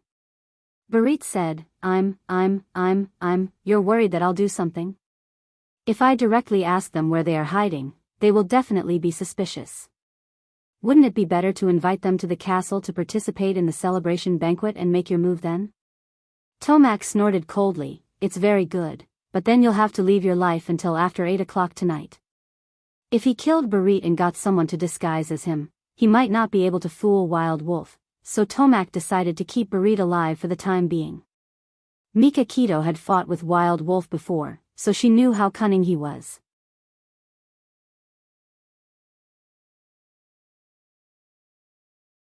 In order to not arouse his suspicion, they burned down the entire factory after they left. Even if Wild Wolf found them, he would only see ruins and burnt corpses. He wouldn't be able to tell if they were from the Yuri's family or the Dark Knight family. Mika Keto put an ankle-like electronic monitoring device on Barit's ankle and warned him, "This ankle-like device has an electronic monitoring function, and it's also a bomb. If you remove it by force, the bomb will explode immediately." Barit's face was ashen. "I've already fallen into your hands. Of course I won't play any more tricks." For the sake of caution, only a few people knew that Barit was captured. Even Xia Dong and Mika Keto didn't tell them. They planned to tell her after they captured Wild Wolf and the other 2. Mika Keto and Suzaku hid in Barit's car and entered his castle. The guards in the castle were soon replaced by the Dark Knight family. They hid in the castle, waiting for the night to come. In the evening, the castle was brightly lit. The whole castle was shrouded in bright lights, looking mysterious and charming. A banquet was being held in the hall. Everyone was wearing beautiful clothes and drinking wine. Barit was wearing a tuxedo, and he was gracefully thanking the guests. Mika Kito and Suzaku had disguised themselves. Mika Kito was holding Suzaku's waist. They were dancing in the hall, but they were secretly paying attention to the guests in the hall. The banquet had been going on for half an hour, but Wild Wolf and the other two were still nowhere to be seen. Mika Kito's eyes darkened. Could it be that the three of them had sensed that something was wrong and were hiding? While she was pondering, the butler led the three guests into the hall. The man in front was about 30 years old. He was wearing a black suit, and his face was cold. Behind him was a man and a woman. The man was handsome, but there was a hint of evilness in his eyes. The woman was wearing a fiery red evening dress. Her hair was tied up high, and she looked charming and charming. Suzaku moved closer to Mika Kito's ear with a faint smile on her face. In the eyes of outsiders, they looked like a couple. She whispered, "I know that woman. She's Huahu." In the circle of killers in a city, there weren't many female killers. The top ones were Suzaku and Huahu. They had met once before. Mika Kito whispered, "Keep an eye on Barit and act according to the situation." Got it. The dance music just ended. Mika Kito let go of Suzaku's waist and nodded to her with a faint smile. She also smiled and nodded. The two of them walked into the crowd like other dance partners. Mika Kito aimed at Barit. She saw him leading Wild Wolf and the other two to the side hall, while Suzaku held a cocktail in her hand and walked gracefully through the crowd. It was very quiet in the side hall. Barit led Wild Wolf and the other two into the hall and said with a smile, "Thanks to the help of the three of you, I was able to get rid of Tomac." Wild Wolf nodded faintly. Nightingale smiled and said, "I'm curious. Why didn't the underworld send out any news about Tomac's death?" Huahu's beautiful eyes flashed. This was the reason why the three of them were late by half an hour. They didn't receive any news about Tomac's death and were suspicious. They deliberately watched from 1 kilometer away from the castle for a long time. They didn't dare to walk in until they confirmed that many influential figures in the underworld had come to the Yuri's family's banquet. Barit smiled and said, "Here's the thing. I plan to take advantage of this banquet to announce Tomac's death and replace him so that the Yuri's family will be the #1 family." "I see." Nightingale touched her chin with a sly smile in her slender eyes. "There's no news from the castle of the Dark Knight. I wonder what's going on." Barit shrugged. "I don't know. Maybe they're afraid that the underworld people will rebel if the news of his death is spread, so they deliberately hide it." Wild Wolf coughed and said, "Mr. Barit, the three of us are here to congratulate you and also to say goodbye to you. We'll go back to China tonight." Barit frowned. "Why are you in such a hurry?" Wild Wolf said indifferently, "There are still some things in the country." "Well, I won't keep you."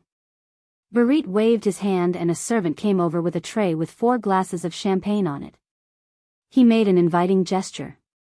Wild Wolf and the other two took a glass of champagne from the tray. Barit raised his glass and said with a smile, "I want to thank you for helping me win." "Here's to you." "You flatter me." The 4 glasses clinked and made a crisp sound. Barit was the first to drink the champagne in his glass.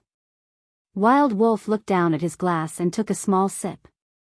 Nightingale drank it all in one gulp and Firefox only took a small sip. The smile on Barit's face froze. He put down his glass and said seriously, "I'm very sorry." The three of them didn't understand the meaning of his words. Barit suddenly fell on the thick carpet with blood flowing out of his 7 orifices. His eyes were wide open and he died with grievances. Wild Wolf was shocked. He looked at the three of them. Nightingale suddenly held his throat with both hands. His face turned purple and his limbs twitched. He shouted hoarsely, "So uncomfortable, the wine is poisoned," thump. Nightingale also fell on the ground with blood flowing out of his 7 orifices. Wild Wolf and Firefox bent down at the same time and put their fingers into their throats. Soon, they spat out a puddle of filth. Quick, let's get out of here.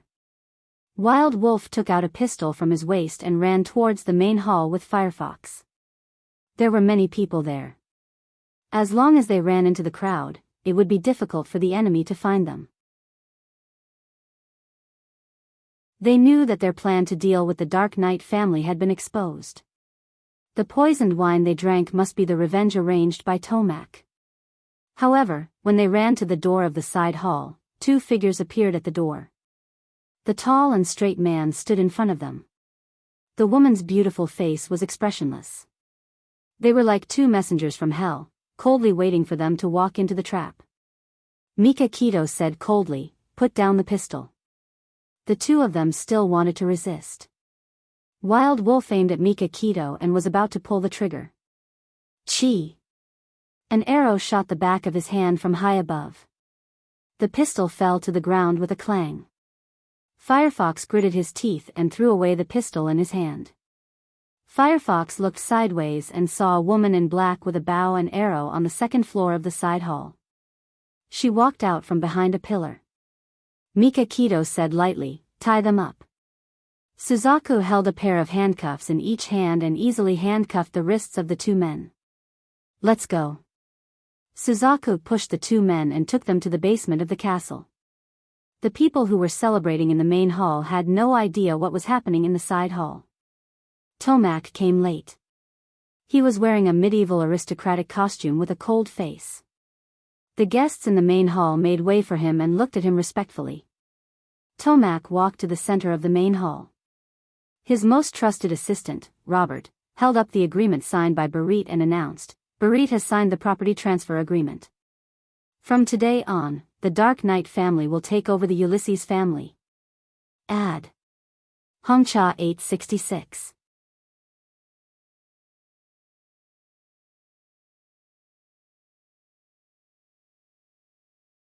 Chapter 256. There was an uproar in the hall. Everyone was shocked, but no one questioned it. Tomac now had the Anya family and the Euless family, and they had no ability to compete with him. The merger of the two families meant that Tomac's status had risen again, and he had occupied the absolute dominant position in the mafia. A figure walked in from the entrance of the hall.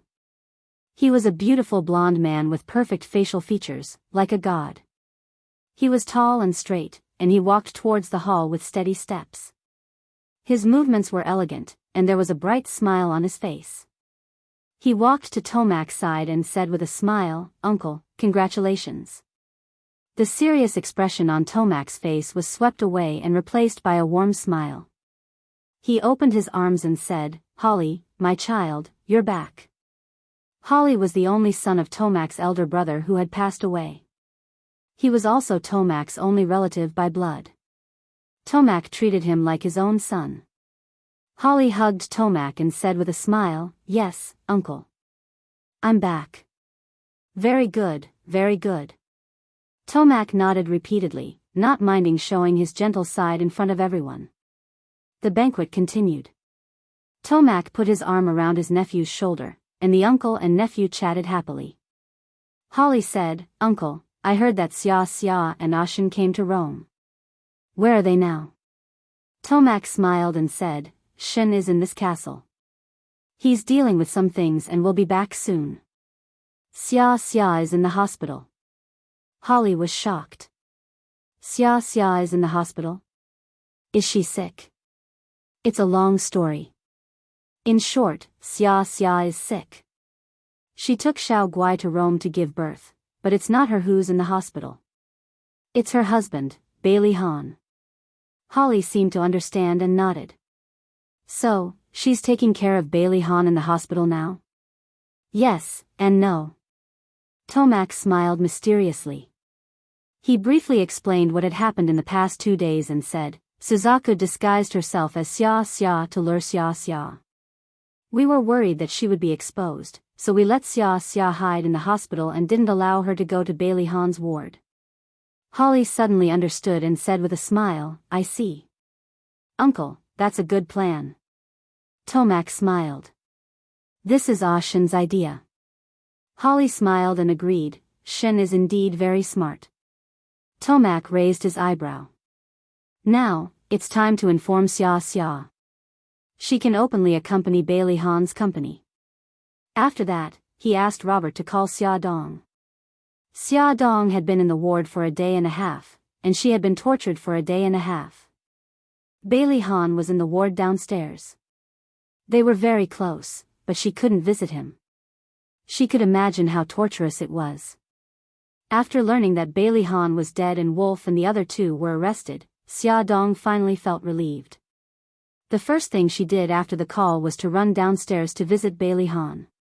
Bailey Han was leaning against the headboard, looking much better. Bailey Xiong was sitting beside him. The father and son were whispering something with smiles on their faces. The atmosphere between the two of them was very harmonious. Xia Dong didn't want to disturb them, so she quietly closed the door and left. She sat on the sofa in the corridor and waited for more than 10 minutes. Bailey Xiong came out of the ward. Seeing her, Bailey Xiong asked, "Xiao Xia, you're back. Why didn't you come in?" Xia Dong stood up and smiled. "I saw Dad and Ahan chatting, so I didn't go in to disturb them." "Is Ahan asleep?" Bailey Xiong smiled. "Not yet. Go in quickly. He's been waiting for you for a long time." Xia Dong smiled embarrassedly. Pushing open the door, she suddenly entered a pair of smiling and doting eyes. They had only been apart for 2 days, but it felt like 2 years. She smiled and walked step by step to his bed. His eyes shone brightly as the corners of his lips curled up. "Come closer." Xia Dong looked down and walked to his side. He reached out and took her right hand. She sat on the edge of his bed. Bailey Han shifted his body and pulled her into his arms. He hugged her tightly and said gently, "Why are you only back now?" Xia Dong leaned against this familiar chest. Her heart was full. She hugged his waist with both hands and said softly, "Xiao Guai wants me to spend more time with her." They had kept Barit's matter from Bailey Han. They had pretended that Xia Dong had been accompanying Xiao Guai in the castle for the past 2 days because they didn't want him to worry. Bailey Han lowered his head and kissed her cheek. "Wifey, I have a lot to say to you." She rubbed against his chest like a cat. "Okay, tell me." "I'm listening." He tightened his arms and hugged her tightly. His voice was a little low. "Wifey, I've actually loved you for a long time. I've also waited for you for a long time." Xia Dong raised her chin and looked at him in confusion. A smile appeared in his eyes. It spread out bit by bit and was as bright as a crystal. He looked into her eyes seriously and said slowly, "I fell in love with you 5 years ago. You made me wait for 5 years before you were willing to return to my world. Tell me, how should I punish you?" Xia Dong's eyes were filled with surprise. You remember?" "Silly." He lowered his head and kissed her lips. The soft touch made him want more. His tongue gently pried open her lips. His nimble tongue slid into her sandalwood mouth and entwined with her tongue. His left hand held the back of her head firmly and his right hand held her waist tightly. Her bulging belly was right against his abdomen. Her soft skin rubbed against his and he started to feel restless. Xia Dong felt her entire body heating up. Her pregnant body had become unusually sensitive. She could clearly feel his hot and hard member pressing against her belly. She was so embarrassed that her cheeks flushed red. She closed her eyes tightly, not daring to look at him. Bailey Han made a low sound of from his throat. His kiss became more passionate until his abdomen felt uncomfortable and he was about to lose control. Only then did he let go of her. Their lips were still touching. He gently rubbed against her lips and whispered hoarsely, "Wifey, to be able to meet you in this life is the blessing of 3 lifetimes." Xia Dong's limbs were still a little weak. She threw herself into his arms. Her blushing cheeks leaned against his chest as she listened to his violent heartbeat. Her lips curled up as she whispered, "If you don't leave me, I'll be by your side in life and death." Bailey Han hugged her tightly. His chin was on her hair as he greedily breathed in her fragrance and felt her warmth and her softness. The moment he regained his memories, his love for her seemed to have risen to a new level, a level where their souls were intertwined. He loved her to the bone, and so did she. They had gone through many twists and turns to be together. They would cherish each other even more in the future. It was already past 9 at night. Xia Dong couldn't bear to go home, even though the apartment was very close to the hospital. Bailey Han also couldn't bear to let her go, even though they would meet again the next morning. The two of them spoke at the same time and stopped at the same time. You first, the two of them spoke at the same time. They looked into each other's eyes and smiled foolishly, like a young man and woman who had just fallen in love. Bailey Han ruffled her hair. You should go first. Xia Dong grabbed his clothes. It's late. I should go back. He pursed his lips and smiled. Stay with me. This bed is very big.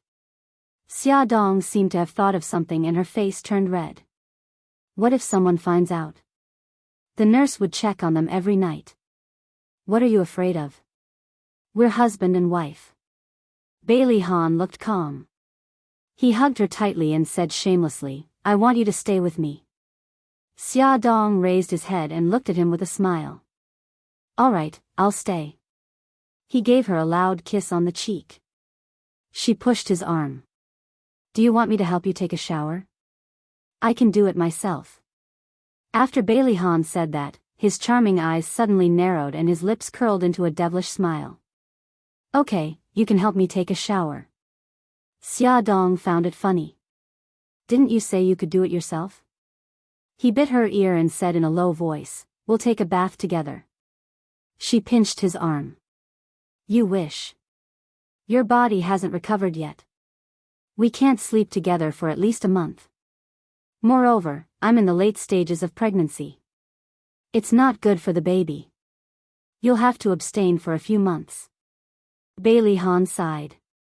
After this child is born, I don't want any more children. Xia Dong's eyes darkened. After giving birth to the baby, she would have to undergo surgery to remove her uterus. It would be impossible for her to have children in the future even if she wanted to. She leaned in his arms silently. Bailey Han sensed that something was wrong and lifted her chin. Honey, are you angry? I'm just kidding. We'll have as many children as you want, okay? Xia Dong's heart ached. He was becoming more and more concerned about her emotions. He would notice even if something was wrong. She caressed his handsome face gently and smiled. Honey, I'm not angry. 4 children is enough. We don't want any more. He took her hand in his and kissed her fingers. Whatever you say. She smiled. Honey, let me help you take a shower. His eyes were filled with tenderness. Okay. Bailey Han could already get up and down the bed by himself. Although he was wearing a hospital gown, he didn't show any signs of weakness. He straightened his back and walked into the bathroom with steady steps. He sat in the bathtub and the warm water flowed down slowly. Xia Dong moved a chair to sit beside the bathtub and wiped his back with a wet towel. From this angle, she could clearly see his head. His hair had been shaved and there was a long scar on the top of his head. Some parts of his head had green roots. She couldn't help but reach out to touch his head. The green roots pricked her palm and her fingers slid to the edge of the scar, but she didn't dare to touch it. Welfare, Xinwu 799.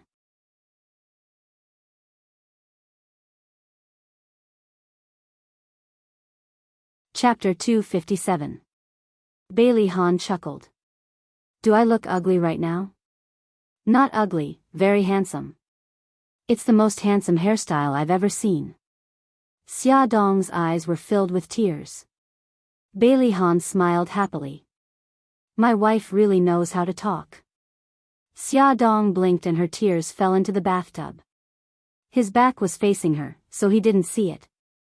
She retracted her fingers and asked with heartache, Hubby, does it still hurt? It doesn't hurt anymore. Bailey Han suddenly turned his head and found that her face was covered in tears. His heart immediately ached and he reached out his arms to hug her. Silly girl, it doesn't hurt at all. Don't cry. Xia Dong bit her lips and her tears fell. She would never forget the fear in her heart when he was shot. How could it not hurt with such a long scar? Don't cry, good girl. Bailey Han held her face and lowered his head to kiss her, gently kissing away the tears on her face. This kiss that was full of tenderness and sweetness slowly changed. His lips slid to her neck and then slowly down.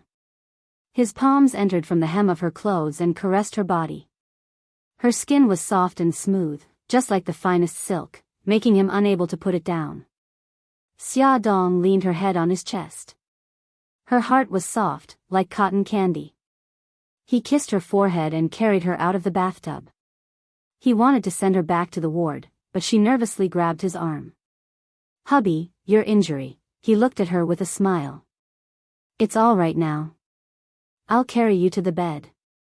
Bailey Han carried her back to the bed and the two fell asleep in each other's arms. In the basement of Castle Eunice, the torture had just begun. This basement was originally a torture room. There were all kinds of torture instruments inside, as well as the disgusting smell of blood mixed with rot. Wild Wolf and Firefox were tied to the electric chair by iron shackles. They were like lambs waiting to be slaughtered, waiting for the god of death to come. Beitang Shen slowly walked down the stone steps. His tall and straight body looked even taller under the dim light. His handsome face had a cold expression, and his eyes were like sharp swords as he stared at Wild Wolf and Fox. He said coldly, "If you cooperate, I will consider leaving your corpses intact." Wild Wolf snorted, "I'm going to die anyway. Why should I be afraid?" Mika Keto said eerily, "Even if you die, you still have your family. Do you want your family to accompany you to hell?" Wolf laughed as if he had heard something funny. "My family has already been moved to a safe place by my godfather." Mika Keto, "You can't threaten me." "Really? Since you're not afraid of death, then give it a try. Let's see if I have a way to make your life worse than death." Mika Keto waved his hand casually. Jiang Dao, who was standing behind him, suddenly stepped forward and stood in front of Wolf. Wolf stared at Jiang Dao. "What are you going to do?" "Do you know the feeling of an electric current passing through your body? Your body will slowly go numb, your limbs will be frozen, and your heart will gradually stop beating. In the end, your entire body will become a pitch-black skeleton." Jiang Dao's calm voice lingered in the empty basement. It was eerie, making one's hair stand on end. Jiang Dao pressed the switch of the electric chair expressionlessly. This was a modified electric chair, and the current could be adjusted at will. He first adjusted the current to a medium level. It would be very painful for the human body, but it would not kill them. The two electric chairs were connected at the same time, and a sizzling sound could be heard in the room. Wolf and Firefox restrained themselves at first, clenching their teeth and not moaning. But in the end, the electric current kept increasing, and they couldn't bear it anymore. They howled in pain. The two of them struggled hard, trying to escape from the electric chair, but their hands and feet were firmly tied. They couldn't escape at all. Their painful howls were very shrill. Their bodies were even emitting white smoke, and their clothes were burning. The smell of burnt meat filled the air, and their bodies were being roasted at a speed visible to the naked eye. They were like mutton skewers that were being roasted on a street stove. It hurts. Wolf and Firefox had begun to roll their eyes, and their bodies were trembling violently as if they were about to suffocate. Jiang Dao suddenly adjusted the electric current to the minimum and said coldly, "How many layers does Godfather have? How can we find him?" The trembling of their bodies lessened, and they could barely breathe. Wolf raised his head, sweating, and stared at Jiang Dao with eyes full of hatred. "Kill me." Jiang Dao sneered, "It's boring to kill you. I haven't had enough fun yet." He suddenly turned his head and looked at Firefox, who was gasping for breath. "What about you? You don't want to talk?" Firefox lowered her head in embarrassment, and her clothes were soaked with sweat. She gritted her teeth and said, "Kill me or cut me up as you wish." Jiang Dao clapped his hands, "So you two are tough guys. Don't worry, I won't let you down." He waved his hand, and his men pushed a small cart from a distance to Jiang Dao. The cart was covered with a white cloth. Jiang Dao suddenly tore off the white cloth and threw it on the ground. The things placed on the cart suddenly came into everyone's sight. Chisels, hammers, daggers, scissors, scalpels, iron hooks, and other tools were placed side by side on the stainless steel plate. The surface of these tools was mottled with a layer of dark red, and it was impossible to tell whether it was rust or blood. Seeing these things, it was not difficult to imagine what kind of torture was waiting for them. Wolf and Firefox, who were already badly mutilated, could not help but shudder. However, since they were going to die anyway, they just had to grit their teeth and hold on, and then they would get through it. The same thought came to their minds. Jiang Dao slowly put on a pair of rubber gloves and said to himself, "I don't like to stain my hands with blood." After putting on the gloves, he put on a rubber apron, picked up a chisel and a hammer from the cart, and slowly walked to Wolf. At this time, he was like a perverted butcher in a horror movie, approaching his prey step by step. Jiang Dao coldly stared at Wolf. "You have one more chance." Wolf clenched his fists tightly and used silence to express his attitude. Jiang Dao pursed his lips and sneered. "Wild Wolf, do you want to know what your brain tastes like after it's fried?" At the same time, a man in a chef's uniform pushed a dining cart into the basement. There was an induction cooker on the dining cart, and there was a frying pan on the stove. The chef acted as if he didn't see anything. He calmly turned on the induction cooker and poured cooking oil into the frying pan.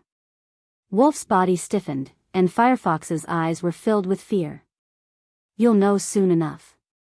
Jiang Dao's lips curved into a sinister smile. He picked up the chisel with his left hand and put it on Wolf's head. The sharp part of the chisel was close to Wolf's scalp. He held the hammer in his right hand and hit the chisel hard. "Ah!" Wolf howled in pain. Blood flowed down from his forehead and dripped on the floor. He was in so much pain that he struggled violently, wishing he could bite off his tongue. However, before he could carry out his plan, a bodyguard rushed over and stuffed a pair of braces into his mouth, making him beg for death. Firefox trembled all over. Seeing Wolf's situation, she thought of her own fate and almost fainted. Bang! Jiang Dao hit the chisel again, and the chisel drilled into Wolf's skull. He said coldly, "Now I've opened your skull. Next, I'll cut off your skin with a scalpel, cut off a part of your brain, and fry it in the pan." The wild wolf let out a shrill scream as his body struggled violently. The scalpel cut open his scalp bit by bit, just like a watermelon that had its stem twisted open. The scalp on the top of his head was also twisted open by the scalpel, revealing a white, tofu-like thing.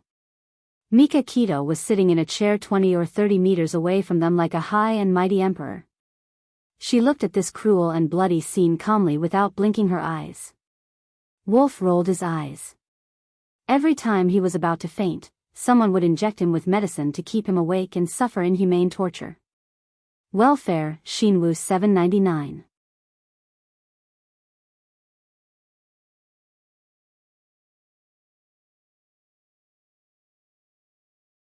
Chapter 258. The crotch of Wolf's pants was soaked, and a warm stream flowed down his legs and gathered under the electric chair. He couldn't bear the pain and incontinence. Seeing her former companion in such a sorry state and in such pain, Wahu's eyes were covered with a layer of mist. She clenched her teeth and stared at Jiang Dao. Jiang Dao didn't care at all. He threw the scalpel into the iron plate, picked up a small dagger, and said lightly, "Next, I'm going to cut off a third of your brain. It's said that this won't affect your ability to speak and remember."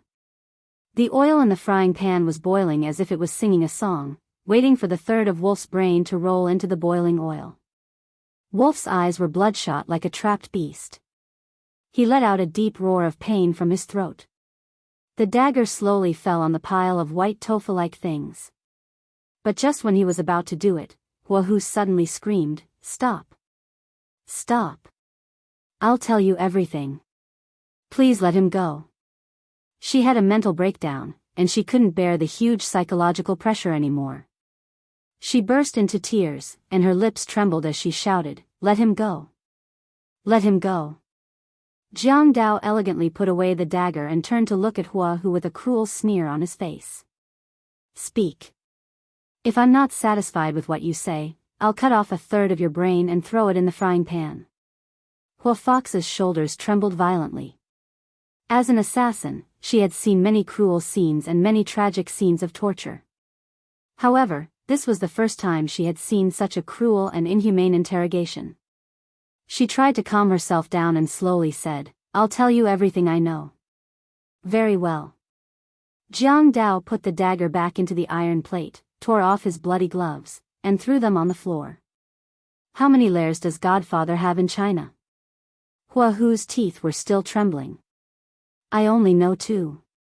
One is the villa in Mountainside, and the other is in Repulse Bay." Mika Kito's eyes turned cold. The villa in Repulse Bay was the place where they broke in and massacred the Godfather. Under the dim light, his face was gloomy and his voice was cold as if it came from hell. "What's the specific address of the villa in Mountainside East City?" "Area A, number 12. Mika Kito leaned back and waved his hand. Suzaku, who had been standing behind him, leaned forward and whispered in her ear, "Send Godfather's address to a city and get someone to keep an eye on him." "Understood." Suzaku quietly exited the basement and relayed Mika Kito's orders to the people left behind in the country. Then, she quietly returned behind him. Jiang Dao asked again, "How do you usually contact your Godfather?" "Godfather has a phone number. When you call it, you'll be reminded that it's an empty number. Then, Godfather will call us. So, only Godfather can contact you. You can't contact him. If Godfather didn't call back, they couldn't contact him at all." Hua Hu said, "You can say that." She paused and glanced sideways at Wolf, who seemed to be in a coma and had a bloody head. Maybe Wolf knows more. He's the most trusted person of Godfather. Jiang Dao said coldly, "Bring me water." A bodyguard brought a basin of cold water. Jiang Dao took the basin, aimed at Wolf's body, and suddenly splashed it. The cold water washed down from his head, and blood mixed with the water flowed all over the ground. Wolf coughed and woke up. The severe pain made his face twist. Hua Hu looked at him with tears in her eyes. "Wolf, give up. Don't be stubborn. Tell them how to contact your Godfather." Wild Wolf was already on the verge of death. Jiang Dao's torture game had pushed him to the brink of death. His spirit was on the verge of collapse. Blood was dripping down from his forehead. He opened his mouth and gasped heavily, like a dried fish. "Wolf, give up." Hua Hu's tears fell like rain. The light in Wolf's eyes gradually faded. His whole body was controlled by the pain, and he had no other feelings. He was like a puppet, gradually losing his mind. Jiang Dao looked at him coldly. "How do you usually contact Godfather?" Wolf answered mechanically, "Call his private phone." "What's his private phone number?" Wolf casually reported a string of numbers, and the bodyguard quickly wrote it down. "Where else does Godfather live except for the villas in Mountainside East City and Repulse Bay?" Wolf seemed to be hypnotized and answered blankly. "There's a villa in the Baileys Tsang Mountain in the suburbs of the city. Su Yunxian was tied up there last time." "What else?" "That's all I know." Mika Kito raised her hand, and Jiang Dao temporarily stopped asking questions. Mika Kito asked in a low voice, "Godfather kidnapped Su Yunxian, right?" Wolf answered blankly, "Yes." Godfather originally negotiated with Su Yunxian to deal with Xia Dong and Mika Kito together. They pretended to kidnap and rape her, but Godfather hid something. In fact, he killed 3 birds with 1 stone. He also used Su Yunxian. Mika Kito's eyes darkened. "Is there any evidence?" "Yes." Godfather originally planned to kick Su Yunxian out of the picture and expose her in front of everyone. But things changed. Xiaodong left China, so Godfather didn't expose the evidence for the time being. Where's the evidence? It's on my computer. Godfather asked me to take care of it. I'll release it to the public at the right time. Where's your computer now? In a hotel. Which hotel? What's your room number? Wild Wolf was like a puppet controlled by someone. He asked and answered, and told everything he knew. Unfortunately, the Godfather was very cautious. Even if it was someone he trusted, he still did not reveal a lot of important information to Wild Wolf. Beitangshan sent someone to Wild Wolf's hotel to retrieve his laptop. He opened the folder and found the evidence that Wild Wolf had mentioned. It was a video, and it looked like it was secretly taken. In the video, Su Yunxian was sitting with a man in a black trench coat. Su Yunxian was facing the camera, and the man's back was facing the camera. She couldn't see his face clearly. But Mika Keto guessed that the man was Godfather. They were talking about how to make the kidnapping look real, what Su Yunxian should say to win the audience's sympathy and trust, and what conditions should she put forward to drive a wedge between Bailey Han and Xiaodong. With this video, they could prove that Su Yunxian and Godfather were in cahoots. They wanted to destroy the relationship between Bailey Han and Xiaodong. Unfortunately, the video was shot very skillfully and did not reveal the Godfather's appearance at all. His voice was also specially processed and could not be distinguished. Therefore, even if it was released to the public, everyone could only recognize Su Yunxian and reflexively put all their attention on her. Beitangshan asked Jiang Dao to copy the video into the USB flash drive. Then, he opened other hidden files on the computer and found other evidence of his Godfather and Wild Wolf's crimes. His Godfather had sent Wild Wolf to kidnap and assassinate people several times, and Wild Wolf had written down every plan clearly and saved the photos of the crime scenes. Jiang Dao also copied all these things to the USB flash drive. One day, these things would be used to bring down Godfather. It was already midnight. Hua Hu raised his head and looked at Beitangshan. Since you've already gotten what you want, give us a quick death. Mika Keto raised her hand to signal Jiang Dao. Jiang Dao took out a pistol from his waist and pointed it at Wolf's forehead. Wolf stared at the muzzle blankly and didn't react. Bang! With a gunshot, a bullet went through the middle of the wolf's forehead. Blood came out and sprayed everywhere. Wolf's body slumped on the electric chair. She glanced at the wolf before slowly closing her eyes. She knew that the god of death was about to descend upon her. Bang! Another gunshot was heard. Firefox also slumped on the electric chair. The entire basement was filled with the strong stench of blood. Then, there was a dead silence. Let's go. Mika Keto suddenly stood up. He didn't even frown in the face of the bloody basement. He walked out expressionlessly. Suzaku followed behind him. They walked out of the basement and walked up the stairs. When they reached the top of the castle, Suzaku exhaled slowly. Frankly speaking, her stomach was still feeling a little uncomfortable. Mika Keto walked in front and she followed behind unhurriedly. When they reached the balcony, he suddenly turned around and stared at her expressionlessly. His thin lips moved and he said coldly, "How do you feel?" Suzaku frowned. "It's disgusting." There was a scrutinizing look in his eyes. "They used to be your companions." Suzaku said impassively, "You don't have to test me. We can't be considered companions. We've only met once. I can only express my sympathy for what they've been through. That's all. Don't you think it's cruel?" Mika Keto's sharp gaze was fixated on her eyes, as though he wanted to see through her organs. "Cruel?" Suzaku sneered. "If you're kind to your enemy, you're being cruel to yourself. Although I don't agree with your methods, I acknowledge your ruthlessness. You don't have to worry that I'll be unfaithful to you because of this." Mika Keto pursed his lips. He realized that this woman was more cold-blooded than he had imagined. She was able to analyze the pros and cons of the matter clearly. Suzaku met his gaze quietly and said calmly, "How long are we going to stand here for? If there's nothing else, I'd like to go back and rest." Mika Kito suddenly remembered that she had pretended to be kidnapped yesterday. She must not have had a good rest last night.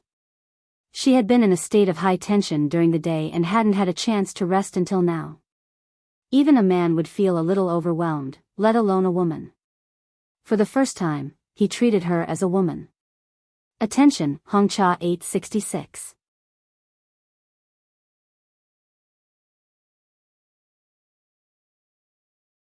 Chapter 259.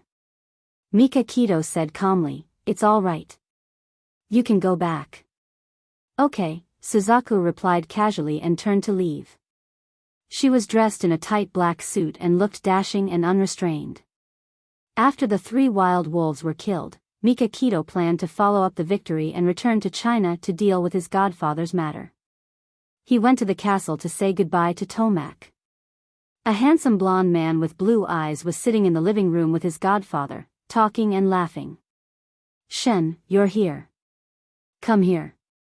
We're talking about you." Tomak smiled. The blonde man stood up with a bright and sincere smile. "Shen, long time no see. Holly, long time no see." Beitang Shen's lips curled up as he walked towards them with steady steps.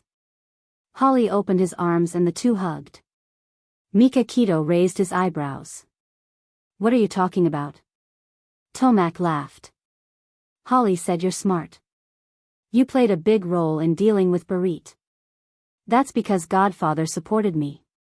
That's why the plan could be carried out." Mika Kito smiled. "Holly, how are you doing in England?" Holly shrugged. "Not bad. I've taken care of those old foxes." Mika Kito patted Holly's shoulder. "Those old foxes are all cunning. You're amazing to be able to make them submit to you." There were a few mafia families in England who thought they were far away from the emperor and were disrespectful to Tomak. They even had a lot of disputes with his forces in England, so Tomak sent Holly to England to deal with this matter. Holly grinned and changed the topic. "By the way, Shen, I plan to visit Xia and her husband in the hospital. Do you want to come with me?" Mika Kito's eyes darkened as she said, "I came here to say goodbye to Godfather. I'll go to the hospital to say goodbye to Xia later." Tomak's smile faded. "You're going back so soon?" Mika Kito nodded. "I plan to follow up my victory and uproot the Godfather's forces." "That's good too. Be careful.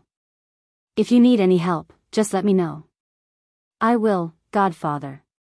Thank you for taking care of Xia and Xiao Guai. Why are you being so polite?" "Don't worry, they're in my hands. I won't let them lose a single hair." Mika Kito smiled. "Holly, let's go to the hospital together after I say goodbye to Xiao Guai." Xiao Guai was still living in the castle for the time being. She would be transferred back to the hospital tomorrow. Mika Kito and Holly walked into her room. The little girl was wearing a white mask, a pink hat, and a pink princess dress. She was sitting on the thick carpet and playing with building blocks with the nanny. "Uncle Shen, Uncle Holly." When she saw the two of them, Xiao Guai threw away the building blocks in her hands, got up from the ground, and ran over to them. Mika Kito bent down and picked her up. "Gigai, did you listen to me and take your medicine and injections?" "Yes," the nurse pricked my butt with the needle. "It hurts so much. I didn't even cry." Xiao Guai wrapped her arms around Mika Kito's neck, her big bright eyes sparkling. "Gigai is so obedient." Mika Kito lowered her head and rubbed her soft little face. "Uncle Shen, you haven't come to see me for 2 days." Xiao Guai blinked her eyes, feeling wronged. "Uncle Shen is busy." Mika Kito hugged her tightly. She didn't know how to tell her that she was about to leave. I know. I don't blame you." Xiao Guai giggled, her eyes filled with joy. "Uncle Shen, I lied to you, didn't I? Naughty girl." Mika Kito gently scratched her little nose, her eyes full of smiles. Holly placed his left hand over his heart with a sad expression. Gigai, I'm so sad. You only cared about playing with your Uncle Shen and forgot about my existence. No, I just wanted Uncle Holly to hug me. Xiao Guai quickly stretched out her arms in his direction, her big eyes sparkling. Uncle Holly, hug me, little sweetheart, you're really lovable. Holly opened his arms and snatched Xiao Guai from Mikakito's arms. He smiled and said, Gigai, Uncle Holly will stay in Rome for a long time this time. I'll accompany you every day, okay? Okay, Xiao Guai clapped her soft little hands and giggled. It'll be even better if Uncle Shen stays here for a long time. Mikakito touched her cheek and said gently, Gigai, Uncle Shen is going back to China today. You have to be obedient and not make me worry, okay? Xiao Guai's little face fell, and her eyes were full of unwillingness. Uncle Shen, are you leaving so soon? Uncle Shen will return to China to beat up the bad guys so that they won't dare to bully your mommy again. Xiao Guai nodded heavily, her eyes serious. Okay, Uncle Shen, I support you. You must beat the bad guys to a pulp. Humph. The little girl's expression was really cute. Holly couldn't help but pinch her little face and say with a smile, it'll be great if I have such a cute daughter in the future. Mikakito couldn't help but laugh. Then you have to find a wife quickly. Holly raised his eyebrows. Who said that I have to have children with my wife? Mikakito shook her head and patted him on the shoulder. She didn't comment on his debauched private life. Xiao Guai puffed up her cheeks and suddenly said, illegitimate children are very pitiful. Holly and Mikakito were stunned at the same time and stared at her. Her eyes lit up, and she said softly, my brother and I have been called illegitimate children before. Beitangshan felt a sour and astringent feeling in his heart. Holly's eyes moved as if he was thinking about something. But we're not anymore. We have Daddy. Xiao Guai's eyes curved, overflowing with happiness. Holly couldn't help but hug her tighter. The two men and the little girl chatted and laughed for more than half an hour. It wasn't until Xiao Guai fell asleep in Holly's arms that they put her back on the bed. Mikakito bent down and kissed her forehead, and the two of them quietly left the room. When Mikakito and Holly arrived at the hospital, Xia Dong, Bailey Han, and Bailey Xiong were sitting on the sofa and chatting casually. Bailey Han was in good spirits, and his body was recovering very quickly. Holly, you're back. Xia Dong was pleasantly surprised to see Holly. Yeah, I didn't expect the baby in your belly to be so big when I came back. I wanted to hug you, but I couldn't sit down. Holly shrugged helplessly. He wanted to hug her, but her belly pushed him away. Xia Dong laughed. You're going to have another nephew. Don't forget to give him a red packet. I definitely won't forget. Xia Dong and Holly chatted at the side. Bailey Han reached out his hand and looked at Mikakito sincerely. Thank you for taking care of Xia all this time.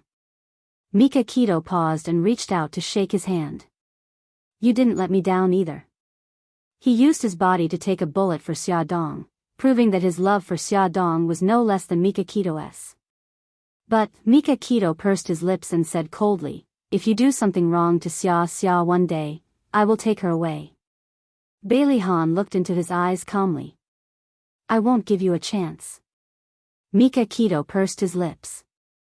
I'll wait and see. Then, Mikakito explained why he came. Although Xia Dong couldn't bear to part with him, she didn't ask him to stay. She knew that he came back to China to deal with her godfather. Coincidentally, Bailey Han was also coming back to China, so the two of them could travel together. At noon, everyone had lunch at an elegant restaurant near the hospital. Then, Xia Dong and Bailey Han watched them get into the car and drive to the airport. It's just the two of us again. Xia Dong looked at the car in the distance and suddenly felt empty. Bailey Han put his arm around Xia Dong's waist. Honey, don't be sad. We will be reunited soon.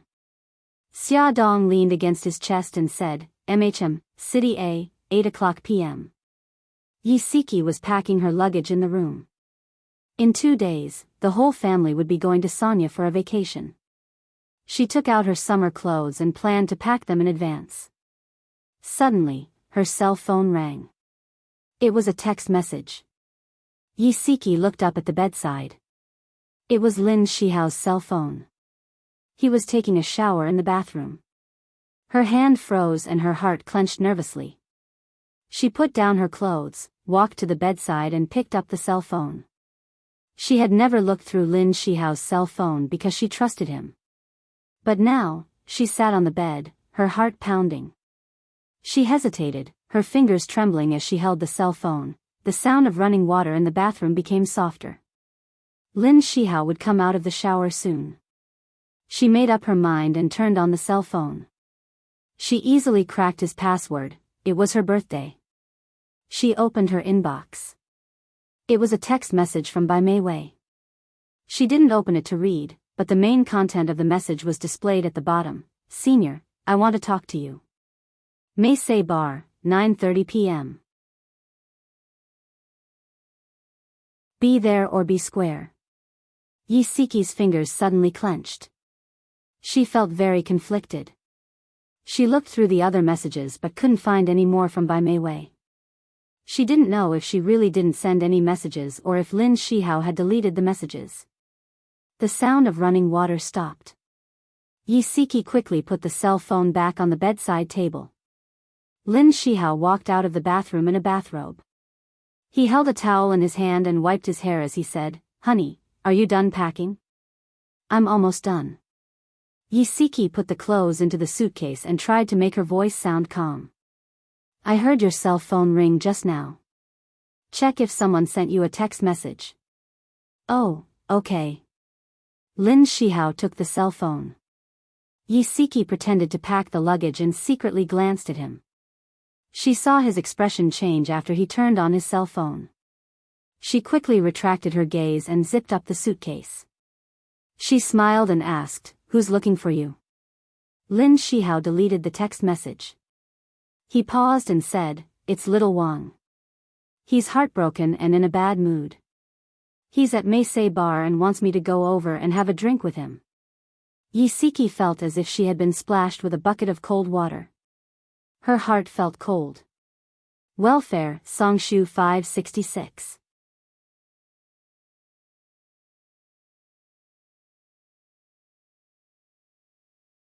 Chapter 260. Yisiki felt as though she had been splashed with a bucket of cold water. She tried her best to smile as though nothing had happened. "Xiao Wang is your colleague. It's not good for him to be out drinking alone at this hour. You'd better give him a call and persuade him to go home." Lin Shihao thought for a moment and said, "I'd better go over and take a look." He guessed that Bai Mei Wei wanted to talk to him about the child, so he wanted to know what she was thinking. Yisiki had a smile on her face, but her heart was bleeding. Okay. Be careful on the road." She walked him to the door. When she heard the door close, she leaned against the wall and felt like she was going to give in. After a while, she dug her nails into her palms and tried to encourage herself. "Yisiki, you can't be so useless. You should go and see what they're talking about instead of staying here and wallowing in self-pity." Yisiki's eyes shone with determination. She suddenly stood up and strode back to her room. She changed her clothes, grabbed Xia Dong's car keys, and took the elevator downstairs. When she came out of the main entrance of the building, she happened to see Lin Shihao's car drive out of the neighborhood. She quickly ran into the garage and drove Xia Dong's car out. Under the night sky, she followed Lin Shihao's car from a distance. Mei Sei Bar. In the gentle dance music, pairs of men and women hugged each other and danced to the music. Lin Shihao walked into the bar. After he found Bai Mei Wei, she pulled him over to sit beside her. He discreetly shifted his butt away from her. The private room in the hall was semi-open. A circular leather sofa surrounded the wall. As long as the person next to it stood up, they would be able to see every movement of the person in the private room. Everyone went to the bar to pass the time and rarely peeked into other people's privacy. So when Yisiki climbed onto the sofa and peeked in front, she was very eye-catching. It was then that Xiao Tianxing noticed her. Xiao Tianxing sat at the bar and inadvertently looked up. He saw Yisiki sprawled on the sofa, staring at a spot 2 rooms away from her. He quickly recognized her and knew that she was Xia Dong's good friend. He curiously followed her line of sight and saw a man and a woman sitting in the same row with their backs to Yisiki. From his point of view, the man and woman were facing him. He raised his eyebrows and put down his wine glass as if possessed. He looked at Yisiki and the others from afar and guessed that this was a melodramatic play of a wife catching her husband cheating on her with a mistress.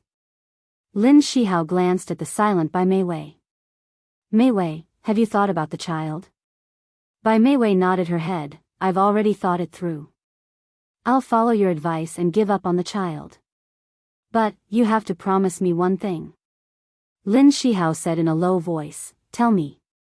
Bai Meiwei tilted her head to look at him.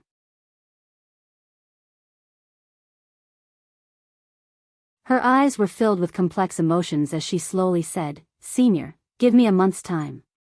Within this month, you have to go on 5 dates with me.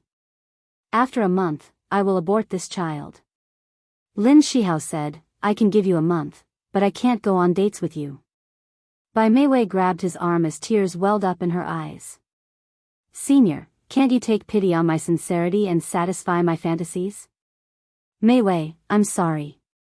I already have a wife. I can't do anything to let her down." Lin Shihao held her hand and tried to remove it from his arm. "No, Senior." Bai Meiwei suddenly hugged him tightly. Tears streamed down her face as she said hoarsely, "Senior, you've already done something to let sister-in-law down, haven't you? What's one more? Besides, I'm only asking you to go on dates with me. I won't do anything else. It's just 5 times. After 5 times, I'll abort the child and won't pester you anymore." Her words pierced Lin Shihao's heart like a needle. His hands and feet instantly turned cold. She leaned her head against his chest and said in a low voice, "Senior, it's true. I'm not lying to you. After a month, I'll abort the child. Just give me 5 dates." Her tears flowed onto his clothes. He couldn't help but feel guilty when he saw her heartbroken expression. He had let her down. If he hadn't been drunk and mistook her for Siki, they wouldn't have ended up in this situation. 5 times. Only 5 times. "Senior, I beg you." Her pleading voice traveled into his ears. He couldn't help but clench his fists and slowly close his eyes. After a few seconds, he opened his eyes. His voice was low and hoarse as he said, "Okay, I promise you. After a month, you have to have the operation." "I'll definitely have the operation." Bai Meiwei lifted her chin and smiled through her tears. She looked pitiful, but Lin Shihao wasn't in the mood to admire her. His brows were deeply furrowed. Bai Meiwei took out 2 plane tickets from her handbag. "Senior, I heard that you've applied for a holiday. Coincidentally, I've also applied for a holiday. Let's go to Sanya for a holiday, okay?" Lin Shihao pushed her away from him. His expression was a little ugly. "Why do you want to go to Sanya?" Bai Meiwei pulled out a tissue to wipe her tears and said gently, "A 4-day holiday is too short. There's not enough time to go overseas, so I've chosen to travel within the country. It's too cold in the north and Sanya's warmer climate. Isn't it just right?" Lin Shihao pinched his brows. "Siki and I plan to go to Sanya this time. Let's postpone our date." Bai Meiwei was stunned. Then she revealed a bitter smile. "I understand. Then we'll start our date when you come back from Sanya." She put the plane tickets back into her handbag. Lin Shihao grunted softly. "It's getting late. I should go back." He was about to get up when Bai Meiwei grabbed his arm and said anxiously, "Senior, stay with me for a while. Just half an hour, okay?" Lin Shihao pursed his lips tightly. He was silent for a long time before he sat down stiffly. Yisiki slowly slid down from the sofa and sat down dejectedly. Her eyes were covered with a layer of mist. She had seen her own husband holding another woman in his arms with her own eyes. Although she was too far away to hear their conversation, his actions had deeply hurt her. She covered her mouth and sobbed bitterly. Because she was trying to suppress her own voice, her shoulders shook violently and her chest rose and fell rapidly. She looked so pitiful that Xiao Tianxing couldn't help bending over to pull out a tissue and handed it to her. He had originally just wanted to watch the show. Unexpectedly, the more he watched, the more excited he became. He actually walked over to her side. A large hand holding a tissue suddenly appeared in her line of sight. Yisiki didn't even raise her head as she took the tissue from the hand and wiped her tears. However, the more she wiped, the more her tears flowed. Like an open faucet, she couldn't dry them no matter how hard she tried. Xiao Tianxing looked at her sorry figure as she lowered her head and wiped her tears. He simply sat down beside her and stuffed the entire box of tissues into her hands. He said calmly, "I'll give you this box of tissues. If it's still not enough, I'll get someone to bring you more." Yisiki pulled out more than 10 tissues and covered her mouth tightly. Her tears flowed silently and her shoulders shook even more violently. Xiao Tianxing narrowed his eyes as he looked at this woman. He remembered very clearly the first time he saw her. She was like a valiant and formidable heroine who rushed in front of Bailey Han and slapped him in the face. At that time, she was very dazzling. Like a flame, she was full of love. But now, she was heartbroken and was suppressing her heartache. This strong contrast made Xiao Tianxing feel a little uncomfortable. He suddenly grabbed her wrist and dragged her up from the sofa. She was caught off guard and the box in her arms fell to the ground. She looked up with tears in her eyes and saw the tall and straight stranger in front of her. With a sobbing tone, she questioned, "What are you doing?" Xiao Tianxing frowned and said in a deep voice, "Yisiki, show your power and slap that adulterous couple." Tears rolled down her cheeks. She struggled desperately as if she had gone crazy. "Let go of me. Don't meddle in my affairs. I don't even know you." Xiao Tianxing grabbed her shoulders with both hands and stared coldly into her eyes. "Yisiki, you don't know me, but I know you. You idiot. Instead of crying here, why don't you go up and question your husband? I don't want you to meddle in my affairs. Let go of me." Yisiki struggled with all her might. Her tears had stopped flowing and she kicked Xiao Tianxing angrily. "I told you to let go." Xiao Tianxing did not let go. His hands were like iron pincers as he held her shoulders tightly. Her punches and kicks were like fancy and impractical moves in his eyes. They were harmless. He looked at her flustered and exasperated expression and raised his eyebrows. "Very good. This is the real you, Yisiki. You're more pleasing to the eye like this." Lunatic, Yisiki was in the midst of being heartbroken, but she was held by a strange man. She listened to his strange words and her heart burned with anger. She wanted to pounce on him and bite him to death. Xiao Tianxing laughed. "Do you want me to accompany you for a drink?" Yisiki, struggling, suddenly froze.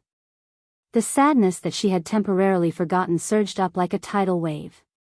She slowly gave up struggling and said calmly, "No need. I should go back."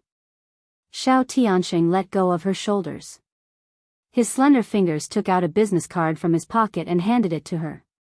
"This is my business card. If you have any problems, you can look for me. For example, if it's a relationship problem, I'll be happy to help you." Yisiki did not take the business card. She looked at him as if he was an idiot. "Sir, can't you see that I'm a married woman? Your flirting method is completely useless against me." Xiao Tianxing laughed mockingly. "Madam, I've already seen the ugliest side of you crying bitterly. Do you think I'd still be interested in you?" Yisiki felt awkward for a moment. She wiped her face with a tissue and said fiercely, "Since you're not flirting, why are you helping me?" Beauty novel, Songshu 566.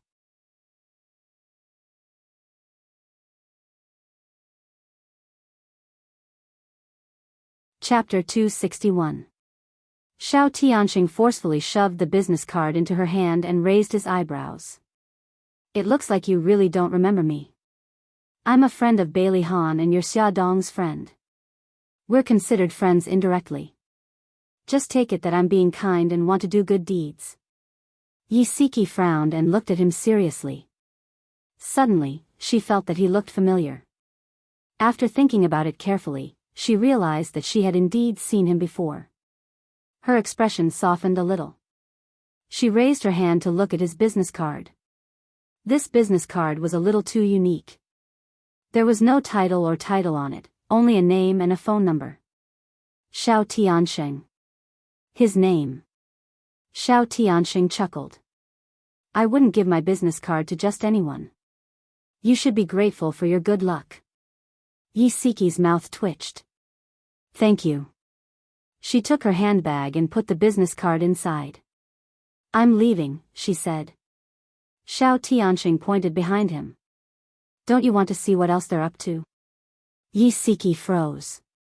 She dug her nails into her palms. No need. That's good too. Call me if you have any problems. I can be your marriage expert for free. A sincere smile appeared on Xiao Tianxing's face. For him, this was really not easy. It was rare for him to be serious. Okay, I got it. Yi Siki waved her hand casually. She didn't think that she would ask this unreliable man for advice on marriage. She didn't dare to look at the private room behind her. She took her handbag and hurriedly left Charming Club. Xiao Tianxing looked at her back and chuckled. Yi Siki sat in the car and looked at the brightly lit streets. She had no one to complain to. In the past, if she had any problems, she could still look for Xia Dong. But now that Xia Dong was abroad, she realized that no one could listen to her bitterness. Yi Siki slumped back in her seat and looked at the endless stream of cars outside the window. She had the urge to get drunk. However, she was too rational and thought about too many things. For example, if she got drunk, how would she go home? How was she going to explain this to Lin Shihao? She let out a long sigh and wiped the tears from the corner of her eyes. She stepped on the accelerator and drove in the direction of home. In the supermarket in the neighborhood, she bought a bottle of beer. She and Lin Shihao didn't drink much. There wasn't even a drop of alcohol in the house. Yi Siki sat on the sofa, opened a can of beer, and gulped it down.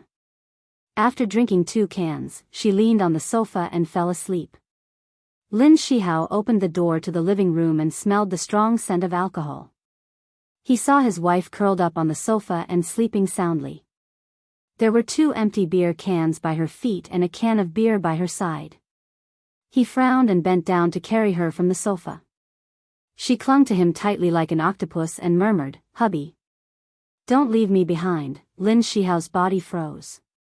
He tightened his arms and hugged her tightly.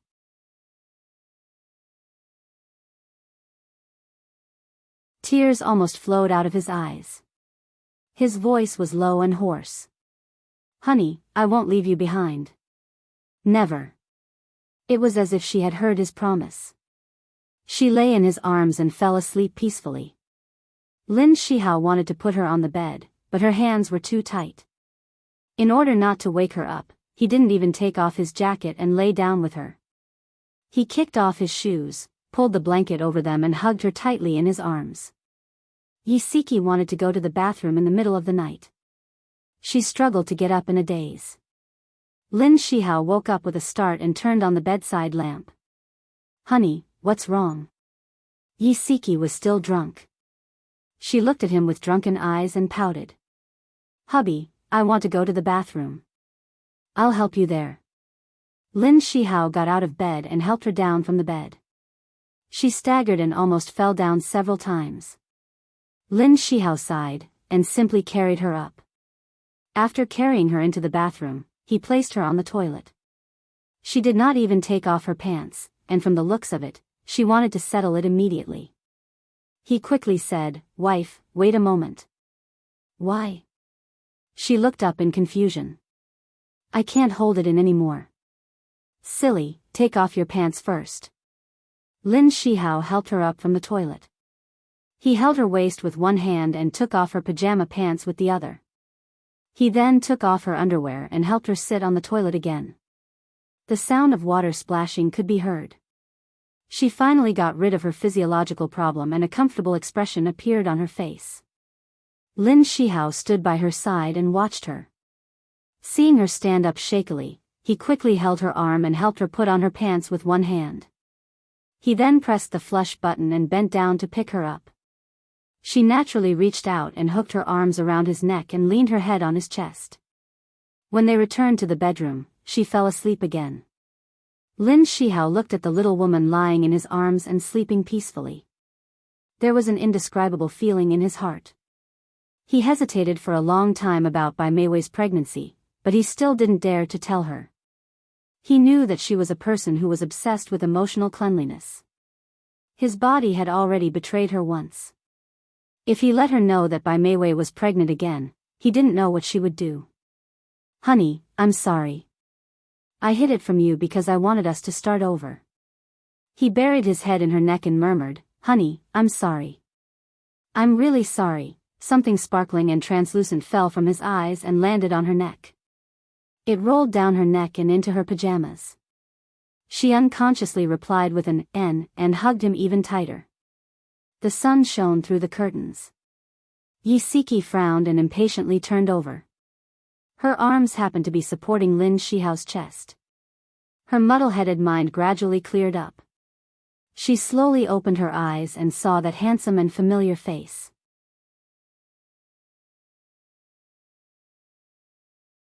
He was sleeping soundly with his eyes closed and a green stubble on his chin. His right hand was under her head and his left hand was still on her waist. They hadn't slept in the same bed in such an intimate position in a long time.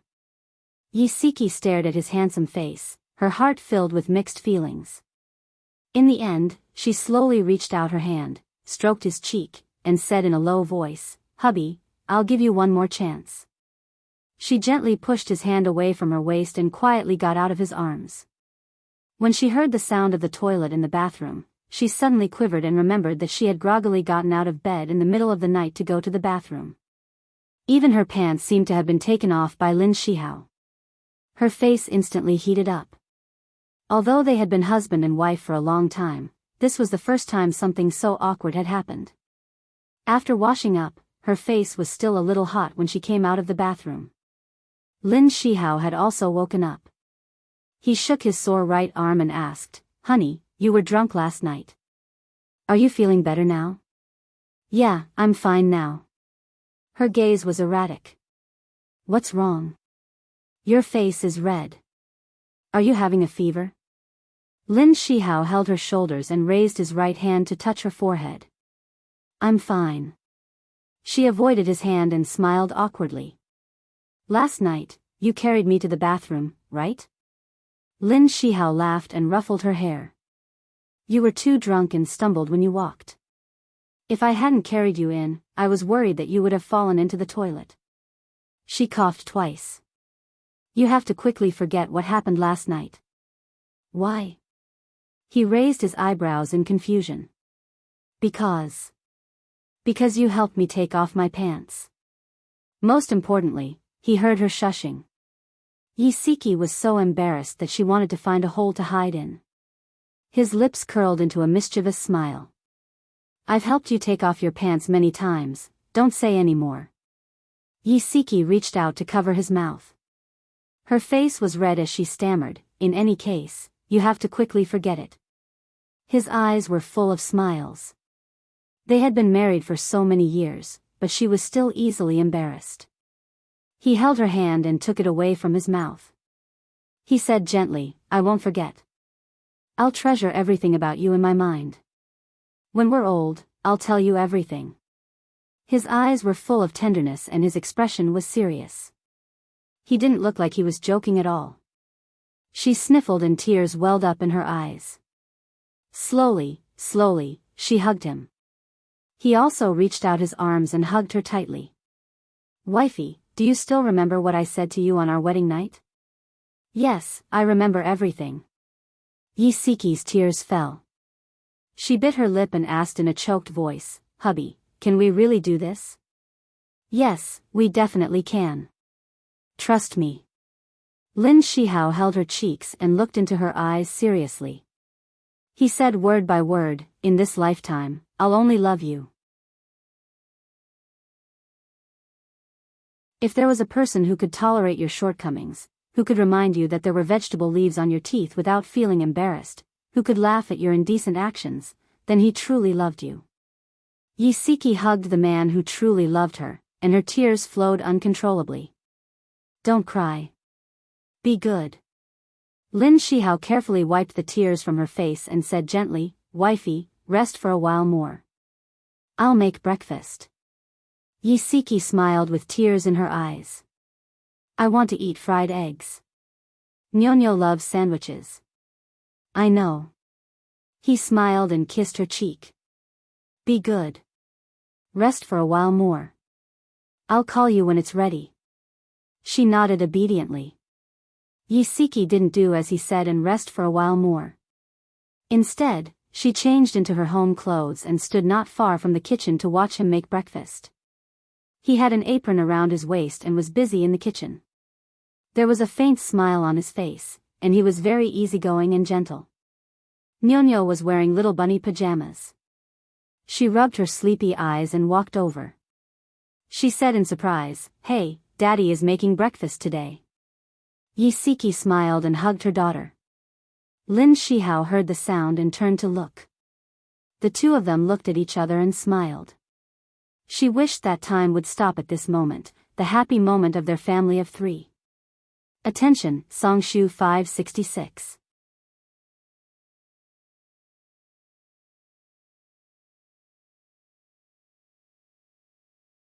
Chapter 262. After Mika Keto returned to China, the first thing he did was to look for his godfather. When he was in Rome, he had sent his men to search for his godfather's villas, but they did not find him. He guessed that his godfather must have other places to stay. Even his most trusted Wolf does not know where he is. Mika Keto used Wolf's number to call his godfather's private number. Jiang Dao sat behind a pile of equipment and tried to trace the signal. The phone rang for a long time before it finally got through. His godfather's low voice came into his ears. "Wolf, how is it going?" "It's me, Mika Keto." The godfather paused. "Wolf is dead?" Mika Keto said lightly. "They are all dead. What are you going to do?" "Take revenge on you." Beep, beep. The phone was hung up.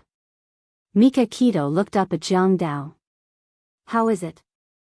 Did you find his address?" "Yes. He is in a bar outside the 3rd Ring Road." Jiang Dao turned his laptop over and saw a red dot on the map. "Track him immediately," Mika Keto ordered. Several groups of people rushed to the godfather's location. But when they arrived at the bar, they couldn't find any trace of the godfather. Instead, they found the godfather's phone in a trash can in a private room of the bar. It was the phone he used to talk to Beitang Shen. Jiang Dao called the manager of the bar over and asked about the guest in the private room. The manager said, "This guest is very unfamiliar. He is wearing a black windbreaker and black sunglasses. He seems to be waiting for someone." Jiang Dao said, "Show me the CCTV footage in the corridor." "Okay. Please wait a moment." The manager asked someone to show him the CCTV footage. Jiang Dao saw the man in the black windbreaker in the video. Although he could not see the man's face, his figure was the same as his godfather's. Jiang Dao looked at the time when the man left. It was right after he hung up the phone.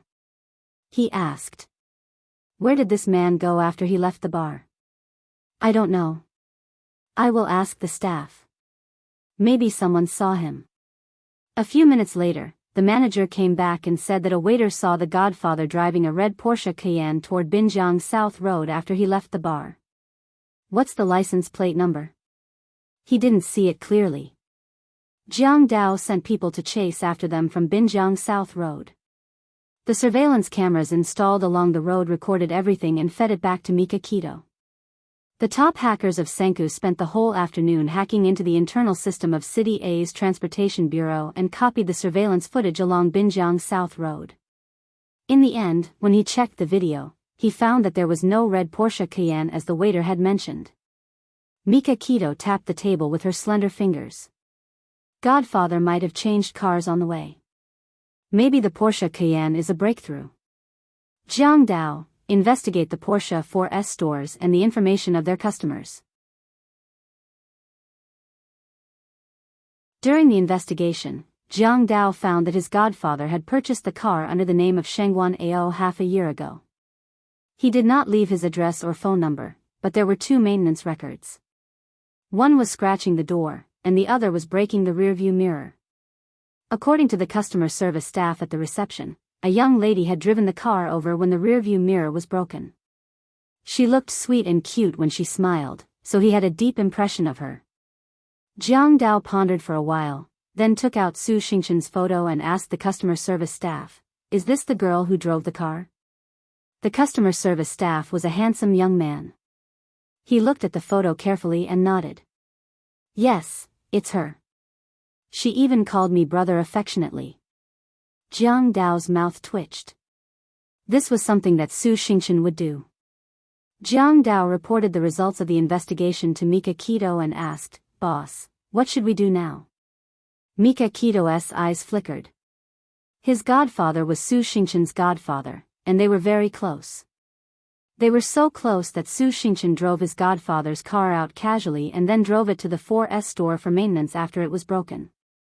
He was a little curious if his godfather would appear if something happened to Su Xingqian.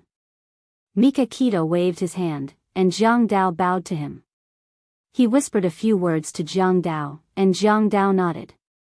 While dealing with his godfather, Mika Keto did not forget about the other person who persecuted Xia Dong, Su Yunxian.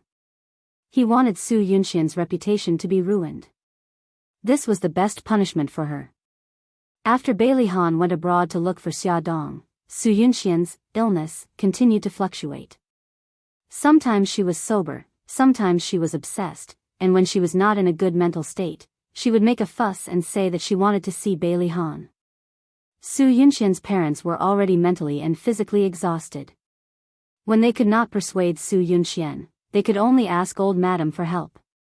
Now, old madam was the only person who could persuade Su Yunxian.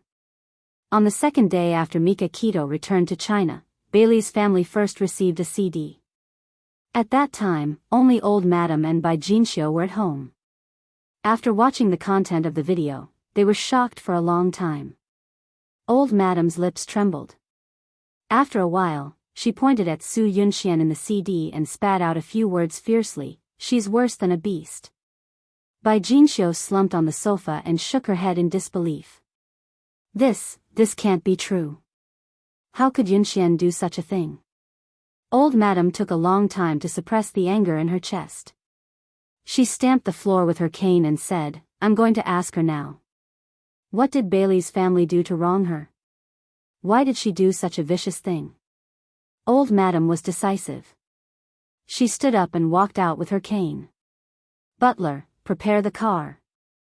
Mom, calm down." Bai Jinxiu quickly caught up with her and held her arm.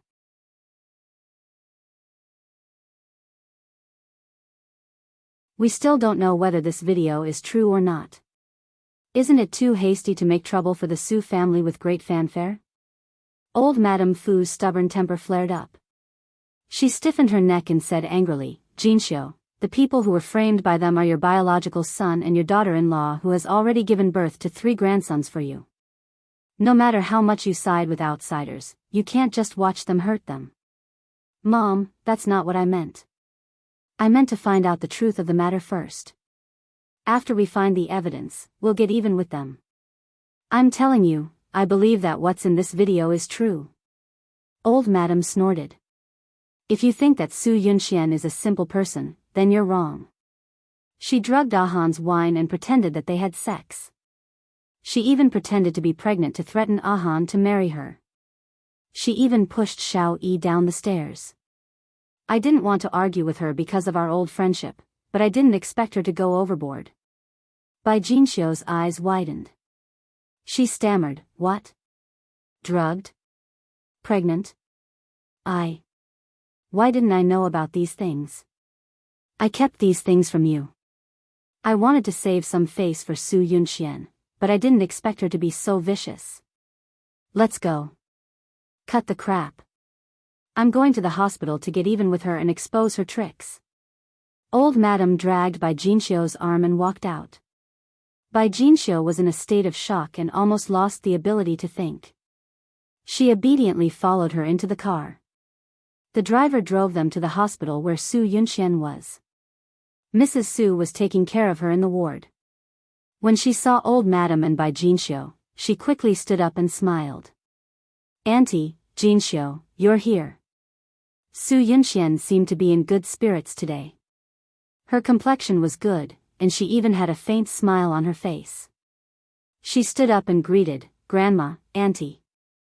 Old Madam's face darkened. She slammed the door of the ward and threw the CD in her hand on the table. She said coldly, "Huilan, look at the good daughter you raised. What did the Bailey family do to the Su family? Your good daughter has to do this to us." Su Yunxian seemed to be frightened. She grabbed Mrs. Su's arm with both hands and carefully hid beside her. Mrs. Su held her daughter's hand and said hurriedly, "Auntie, what's wrong? Is there a misunderstanding?" Take a look at this CD first." Old Madam angrily sat on the sofa and pointed at the CD with her cane. Mrs. Su was confused. She wanted to say something to calm Old Madam down, but she didn't know where to start. She could only put the CD into the CD player and turn on the TV with the remote control. A man and a woman appeared on the screen. The woman was facing the camera. She was Su Yunxian. The man's face couldn't be seen clearly because his back was to the camera. Su Yunxian said, "Put on a good show in front of everyone. I'm going to use the pressure of the public opinion to force them to do something." The man asked, "How do you do it?"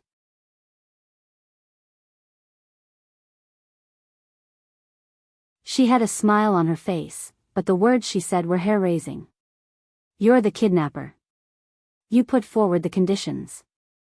Say that Bailey Han and Xia Dong have to divorce within 3 days and let Xia Dong replace me. If they don't, you'll rape me in front of the whole country. How's that? Isn't it exciting?" The man said, "It is. However, Bailey Han won't agree to let Xia Dong replace you." She pursed her lips. "Of course I'm not stupid enough to say that I'll let Xia Dong replace me. I'll just say that I'll let Xia Dong come and take me home. As for what happens after that, isn't it all in your hands? What if they don't want to divorce?" She sneered. "Then we'll really put on a show of rape and let all the reporters witness it with their own eyes. We'll let it spread widely on the internet. Then, we'll hire a group of people on the internet to lead the public opinion and push all the blame onto Xia Dong and Bailey Han. In the face of such strong pressure, won't they feel guilty?" The man nodded affirmatively. "Yes." She raised her eyebrows proudly. "That's right. I was raped and something so tragic happened. My mental state will definitely suffer a huge blow. I might even have a split personality and become a mental patient. When that happens, do you think Bailey Han will take good care of me out of guilt?" "Yes. Xia Dong will be jealous because of this. The two of them will argue because of this. If it gets serious, they might even separate and get a divorce. Once Xia Dong leaves Bailey's house, you can carry out your plan." The conversation ended here. It was probably deliberately cut off by the person filming, so they didn't know what the man in black was planning to do. However, they could guess that it was definitely not something good. Ad Songshu 566. You're tuning into the Dreamy Love Stories YouTube channel. Don't forget to subscribe and join us on this journey to catch the most captivating stories.